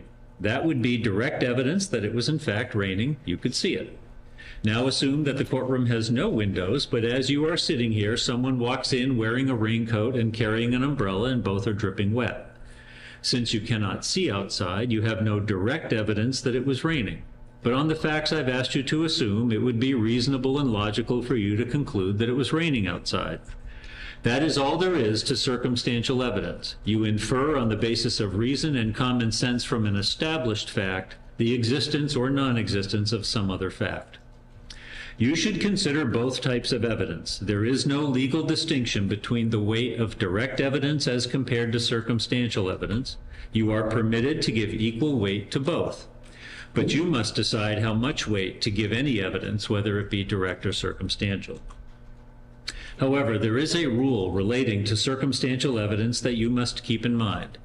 If the state presents only circumstantial evidence to prove one or more elements of the charged offenses, then in order to convict, you must find that the totality of the evidence excludes all reasonable conclusions other than guilt. This means that if it is reasonable to arrive at two conclusions, one consistent with guilt and one consistent with innocence, then you must choose the reasonable conclusion consistent with innocence. In determining whether all reasonable conclusions other than guilt have been excluded, you should not consider any item of circumstantial evidence in isolation. Rather, you should consider each item of circumstantial evidence in the context of all of the other evidence. This circumstantial evidence rule does not apply to direct evidence. If there is a conflict between witnesses who offer direct evidence concerning certain facts, you should decide which witness to believe, if either of them. For example, suppose there are two eyewitnesses to a crime, and one testifies that the defendant committed the crime and the other testifies that the defendant did not commit the crime. This presents a situation where there is a conflict in the direct evidence. In this situation, you, the jury, should decide which witness to believe, if either of them, and whether, based upon all the evidence, the state has proven the defendant's guilt beyond a reasonable doubt. In summary, you should consider all the evidence in this case and decide whether the state has proven the defendant guilty beyond a reasonable doubt. In deciding whether the state has proven the charges against Mr. Guerrero beyond a reasonable doubt, you must decide the credibility of the witnesses. That is, it is up to you to decide who and what to believe. You as jurors are the sole judges of the credibility of a witness and the weight their testimony deserves. If there is any conflict between what a witness says and other evidence, then you must decide what the facts are. Simply because a witness has taken an oath to tell you the truth does not mean that you have to accept his or her testimony as true. You should carefully scrutinize all of the testimony given on both direct and cross-examination, the circumstances under which a witness has testified, and every matter in evidence which tends to show whether a witness is worthy of belief. For example, you may consider the following factors: a witness's motive not to tell the truth, the consistency or inconsistency of the witness's testimony, the accuracy of the witness's memory, the witness's intelligence and his or her state of mind, the witness's appearance, attitude, and behavior on the witness stand, the witness's opportunity and ability to observe the matters as to which he or she has testified, whether the witness impresses you as having an accurate recollection of these matters, any relation a witness may bear to any party or side of the case, the manner in which a witness might be affected by your verdict, the extent to which, if at all, a witness is either supported or contradicted by other evidence in the case, and any bias, friendship, or animosity a witness may have for or against other people in the case. If you believe that part of a witness's testimony is false, you may choose to distrust other parts also, but you are not required to do so. Inconsistencies and contradictions within a witness's testimony or between witnesses do not necessarily mean that you should disbelieve the witness. It is possible for honest people to witness the same event and see or hear things differently. You should evaluate inconsistencies and contradictions and determine whether they are important or unimportant. You need not believe any witness even though the testimony is uncontradicted, nor are you required to accept testimony as true simply because some or even all of the witnesses agree with each other. You should consider these factors in evaluating the credibility of any witness, including a law enforcement officer. In evaluating the credibility of a law enforcement officer, you should use the same test that you applied to the testimony of other witnesses. In no event should you give the testimony of a law enforcement officer any more credibility or less credibility simply because that witness is a law enforcement officer. After making your own evaluation of credibility, you should give the testimony of a witness such credibility as you think it deserves. You may accept all of what a witness has said, you may reject all of what a witness has said, or you can accept some and reject some of what a witness has said. In determining the credibility to be given to the testimony of a witness, you should use your common sense, your good judgment, and your life experience. The rules of evidence ordinarily do not permit a witness to testify as to his or her opinions or conclusions about issues in a case. An exception to this rule exists for expert witnesses. An expert witness is someone who, by virtue of education, training, or experience, may have become knowledgeable in a particular technical, scientific, or specialized field. If such knowledge or experience may be of assistance to you in understanding some of the evidence or in determining a fact, an expert witness in that field may state an opinion as to the relevant matters in which he or she is an expert. You should evaluate the testimony of an expert witness just as you would consider other evidence in the case. Thus, in considering what, if any, weight to give to the opinions of an expert, you should consider whether the expert has sufficient education, training, or experience to render a reliable opinion on the matters as to which he or she has testified, whether the expert took advantage of the opportunity to make a thorough investigation before rendering an opinion, whether the facts upon which the opinion is based are supported by the evidence, whether the reasons given in support of the opinion appear sound, and the extent to which the opinion is supported or contradicted by other evidence in the case. As with any witness, you may accept some, all, or none of the testimony of an expert witness. During the trial, you heard testimony by witnesses testifying to you here in the courtroom about statements made prior to trial, either orally or in writing or by recording. The general rule which you must follow is that statements you heard about that were made before trial may be considered by you only in deciding the credibility of the trial witness who is said to have made the statement prior to trial, not for whether what was said in that prior statement is actually true. Thus, if a witness made a statement before trial which you determine was not consistent with what the witness testified to here at trial, then you may use such a pretrial statement in deciding whether to believe what the witness testified to at trial. If a witness made a statement before trial which you determine was consistent with what the witness testified to here at trial, then you may use such a pretrial statement in deciding whether to believe what the witness testified to at trial. You may not use such statements made by a witness before trial as proof that the factual assertions in that statement are true. Such a statement made before trial by a person who testified as a witness at this trial is only to be used by you in deciding whether to believe what that witness testified to at trial and may not be considered as substantive evidence. So I have addressed what you should not consider and what you should consider in rendering your verdict. I'm now going to discuss how convinced one way or the other you must be. This is referred to as the burden of proof. As you are instructed during the general selection process, there is a presumption of innocence that applies and continues throughout this trial until the state convinces you beyond a reasonable doubt that the defendant is guilty of each and every element of the offenses with which he's been charged. Under our federal and state constitutions, all defendants in criminal cases are presumed to be innocent until proven guilty beyond a reasonable doubt. The burden of proving guilt is entirely on the state. The defendant does not have to prove his innocence. He enters this courtroom as an innocent person, and you must consider him to be an innocent person, unless and until the state convinces you beyond a reasonable doubt that he is guilty of each and every element of the alleged offenses. If, after all the evidence and arguments, you have a reasonable doubt as to the defendant's having committed any one or more of the elements of the offenses charged, then you must find him not guilty. A reasonable doubt is just what the words would ordinarily imply. The use of the word reasonable means simply that the doubt must be reasonable rather than unreasonable. It must be a doubt based on reason. It is not a frivolous or fanciful doubt, nor is it one that can easily be explained away. Rather, it is such a doubt based on reason as remains after consideration of all the evidence the state has offered against it. The test you must use is this.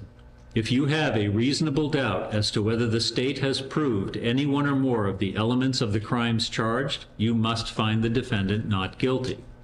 However, if you find that the state has proved all of the elements of the offenses charged beyond a reasonable doubt, you should find the defendant guilty. I will turn next to a discussion of the definition of the crimes with which the defendant is charged. A crime is any breaking of a law for which the law provides punishment. All crimes have at least two parts, an intent and an act. In deciding whether a person is guilty of a crime, it is absolutely necessary for you to know both what the person's actions were and what his intentions were. The word intent refers to what a person mentally believes his physical acts will accomplish. The word acts refers to a physical deed. Unless a person both intended and acted to do something criminal, then that person has not committed a crime. In this case, there are several charges for you to deliberate.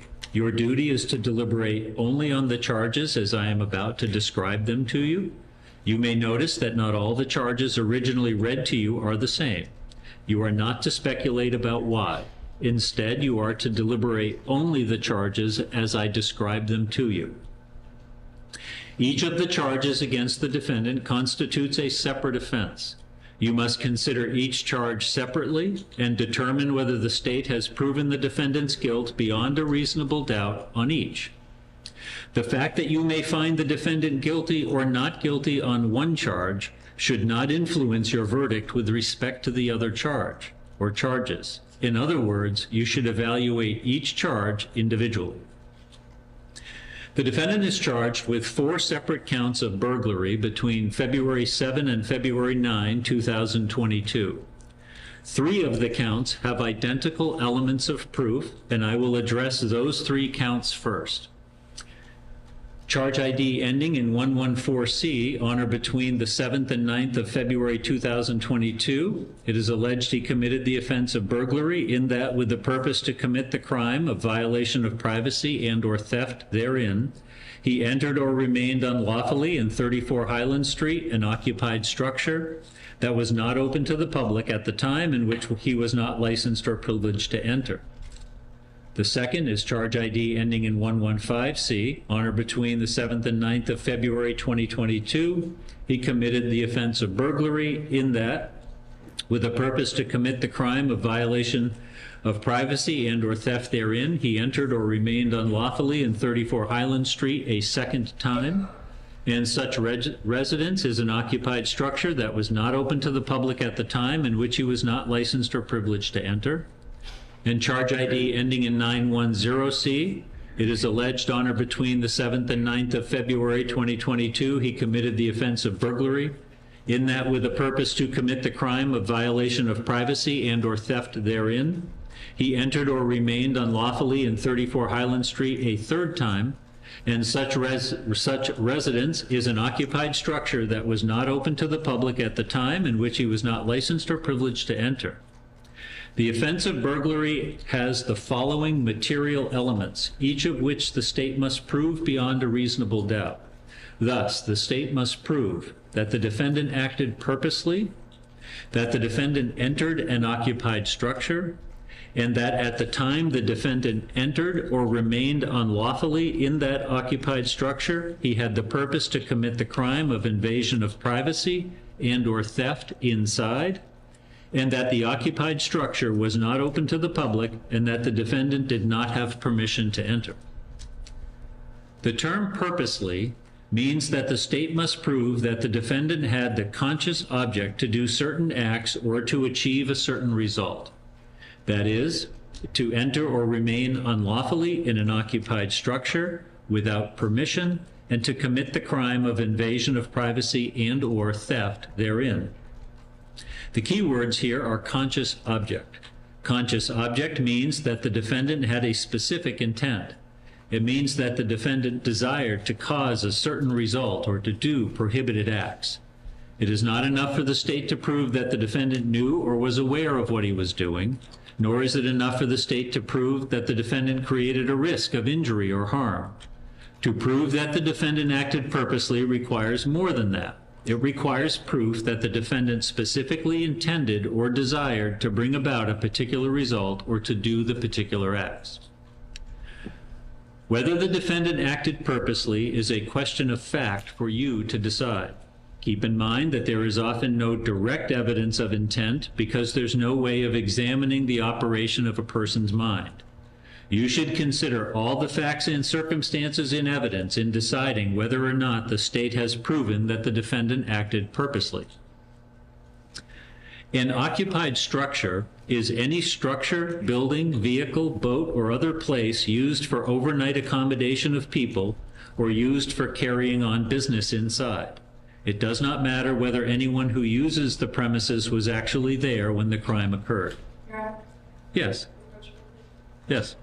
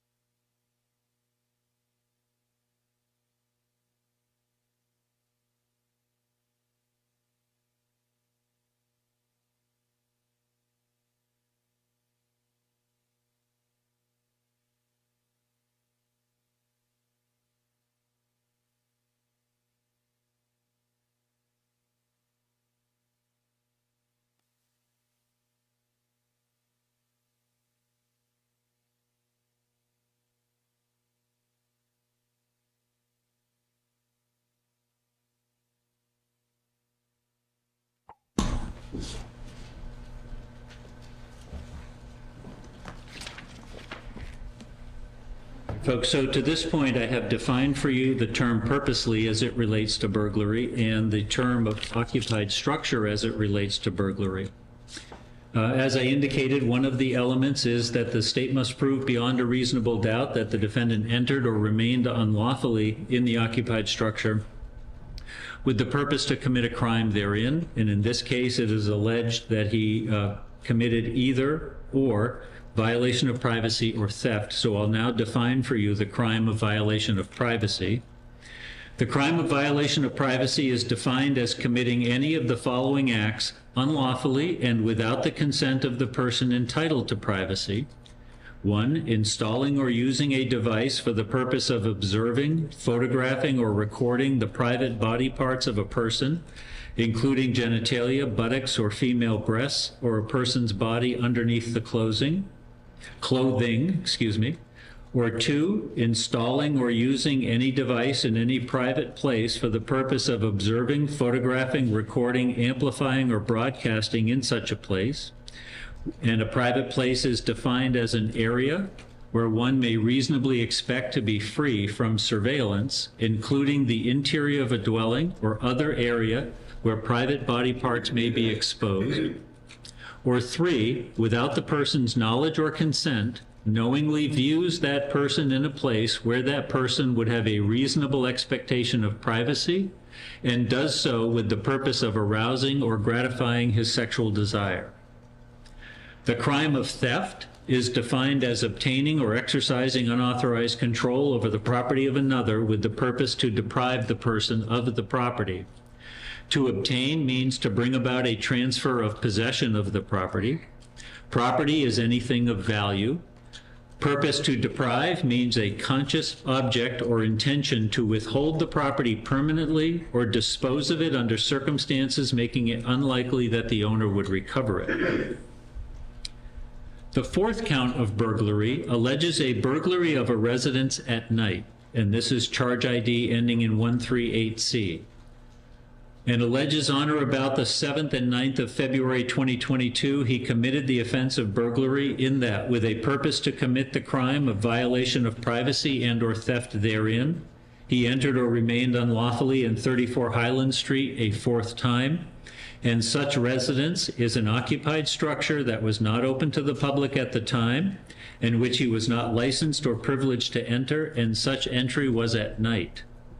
In order to prove this offense, the state must prove the following elements or parts beyond a reasonable doubt: that the defendant acted purposely, that he entered or remained unlawfully in an occupied structure that was the dwelling of another at night, that at the time the defendant entered or remained unlawfully in the occupied structure, he had the purpose to commit the crime of invasion of privacy and or theft inside, and that the occupied structure was not open to the public and that the defendant did not have permission to enter. The term occupied structure is, as I defined it earlier, with the addition that for purposes of this charge, you must conclude beyond a reasonable doubt that the occupied structure was the dwelling of another. The term night means the period 30 minutes past sunset and 30 minutes before sunrise. The definitions of the offenses of violation of privacy and theft are as I defined them above. As with all of the charges you are to decide, your verdict, whether it be guilty or not guilty on a charge, must be unanimous. That is, all 12 jurors must agree on the verdict as to each element of the offense. In order to find the defendant guilty of a burglary charge, the jury must be unanimous as to each element of the offense. With respect to the element of the intent to commit a crime at the time the defendant entered or remained unlawfully in the occupied structure, you must be unanimous that he intended to commit one of the two offenses alleged in the indictment, violation of privacy or theft. You do not need to be unanimous on which one. That is, by way of example, some jurors may conclude that he intended to commit invasion of privacy. Others may conclude he intended to commit theft. So long as all 12 jurors agree that he intended to commit an offense as set forth in the indictment at the time he entered or remained in the occupied structure, that is sufficient to find that the state has proved this element of the offense. If the jury unanimously agrees that the state has not proved beyond a reasonable doubt that the defendant intended to commit an offense when he entered or remained unlawfully in the occupied structure, then you must find him not guilty. If you decide that the defendant is not guilty of the crimes of burglary as set forth above, then you should go on to consider and decide whether he is guilty of a similar but less serious crime. That is, if you unanimously agree that the defendant is not guilty of burglary, then you should go on to consider the lesser offense. If you find unanimously and beyond a reasonable doubt that the defendant is guilty of burglary, your deliberations end on the burglary charges and you need not consider the lesser offenses. A similar but less serious crime is different from a more serious crime in one of two ways. Either it requires a less serious physical act or requires a less serious mental state. In this case, if you find that the defendant is not guilty of burglary, then you should consider whether he is guilty of criminal trespass on each of the charges. In this case, criminal trespass is defined as knowingly entering or remaining in an occupied structure when he was not licensed or privileged to do so. Knowingly means that the state must prove that the defendant was aware that his acts would cause the prohibited result, that is, that he knew that he was entering or remaining in an occupied structure when he did not have permission to do so. The state does not have to prove that he specifically intended or desired that result. What the state must prove is that the defendant was aware or knew that his conduct would cause the result. You will have a verdict form to complete, and the lesser charges will be set forth on the verdict form. Now, the defendant is charged with a separate offense of criminal trespass on or between the first and last days of January 2022 as follows, charge ID ending in 940C. In that, he entered 34 Highland Street, an occupied structure that was not open to the public at the time in which he was not licensed or privileged to enter. As I stated a moment ago, the offense of criminal trespass has several elements or parts, each of which the state must prove beyond a reasonable doubt. Thus, for this separate charge, the state must prove that the defendant knowingly entered an occupied structure which was not open to the public in which he was not licensed or privileged to enter. That mental state of knowingly is as I defined it just a moment ago. The next offense is invasion of privacy. The defendant is charged with 2 counts of invasion of privacy on or between February 8 and February 9, 2022. Charge ID ending in 047C alleges in that the defendant did, for the purpose of arousing or gratifying sexual desire, knowingly viewed RN without her consent or knowledge in her bedroom, a place where she would have a reasonable expectation of privacy. This offense has several elements or parts, each of which the state must prove beyond a reasonable doubt. Thus, the state must prove that the defendant knowingly viewed another person without that person's knowledge or consent, that the act occurred in a place where the person would have a reasonable expectation of privacy, and the defendant's purpose was for arousing or gratifying his sexual desire. The term knowingly is as I defined it earlier in these instructions. The second count is charge ID ending in 048C, in that the defendant did unlawfully and without the consent of RN, a person entitled to privacy therein, used a device for the purpose of recording images of her private body parts. This offense has several elements or parts, each of which the state must prove beyond a reasonable doubt. Thus, the state must prove that the defendant used a device for the purpose of recording or photographing images of the person's private body parts, that the person did not consent to the recording or photographing, and that the recording or photographing took place in an area where the person is entitled to privacy. The term private body parts means genitalia, buttocks, or female breasts, or a person's body underneath that person's clothing. Ladies and gentlemen, the principles of law given to you in these instructions are intended to guide you in reaching a fair and just verdict in this case, which is important to both the state and to Mr. Guerrero. You should decide the facts of this case without passion, without sympathy, and without prejudice, but with honesty and understanding. You should be conscientious of a just result in this case, as that is your highest duty as officers of the court. Now that all the evidence is in and the arguments are completed, you will be free to talk about the case during deliberation. In fact, it is your duty to talk with each other about the evidence and to make every reasonable effort you can to reach a unanimous agreement on the material elements of the crimes charged. Talk with each other, listen carefully and respectfully to each other's views, and keep an open mind as you listen to what your fellow jurors have to say. Try your best to work out your differences. Do not hesitate to change your mind if you are convinced that other jurors are right and that your original position was wrong. But do not ever change your mind just because other jurors see things differently or just to get the case over with. In the end, your vote must be exactly that, your own vote. It is important for you to reach unanimous agreement, but only if you can do so honestly and in good conscience. No one will be allowed to hear your discussions, and no record will be made of what you say, so you should all feel free to speak your minds. Listen carefully to what the other jurors have to say, and then decide for yourself if the state has proved the defendant guilty beyond a reasonable doubt based on the law as given to you.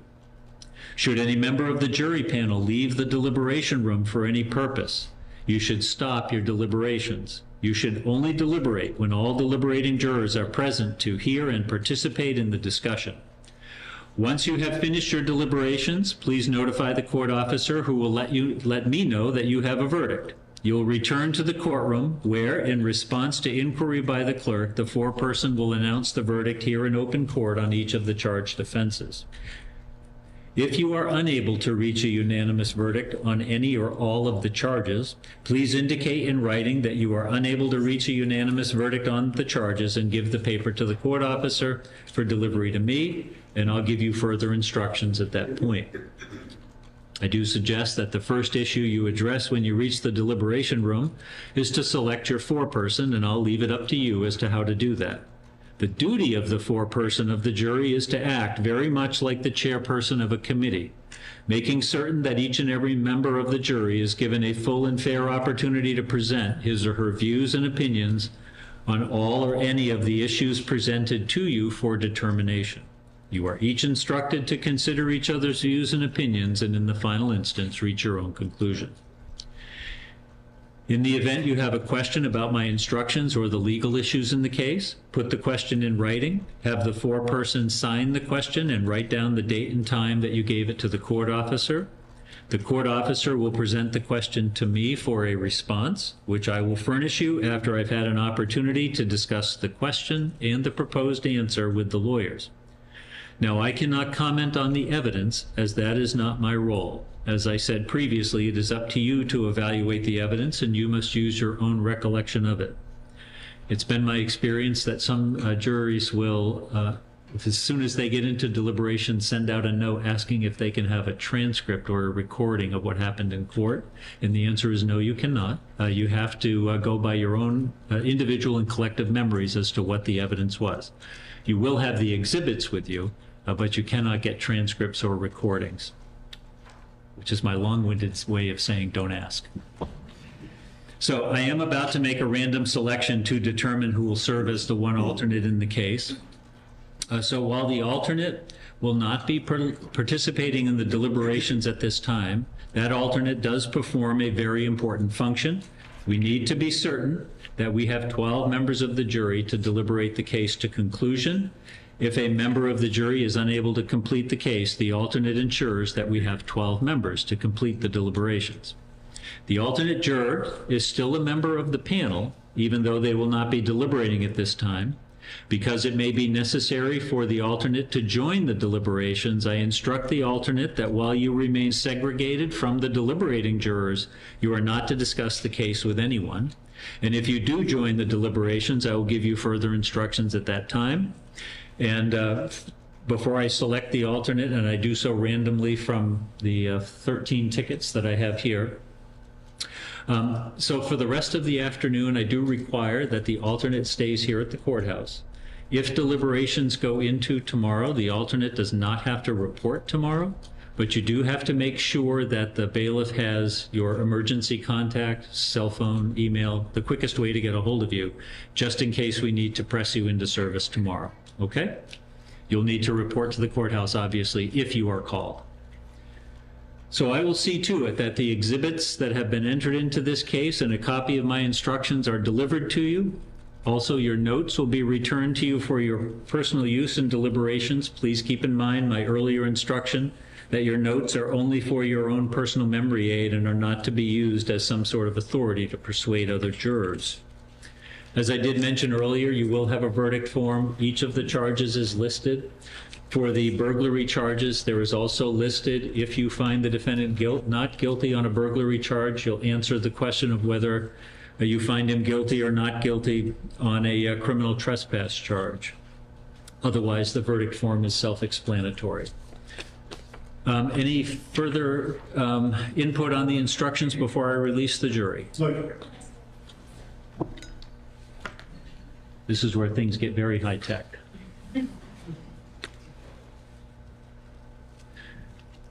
So I drew the alternate juror of number 13.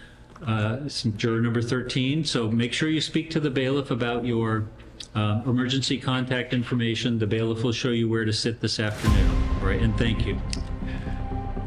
All right, folks, you now are free to deliberate the case, and good luck. All right.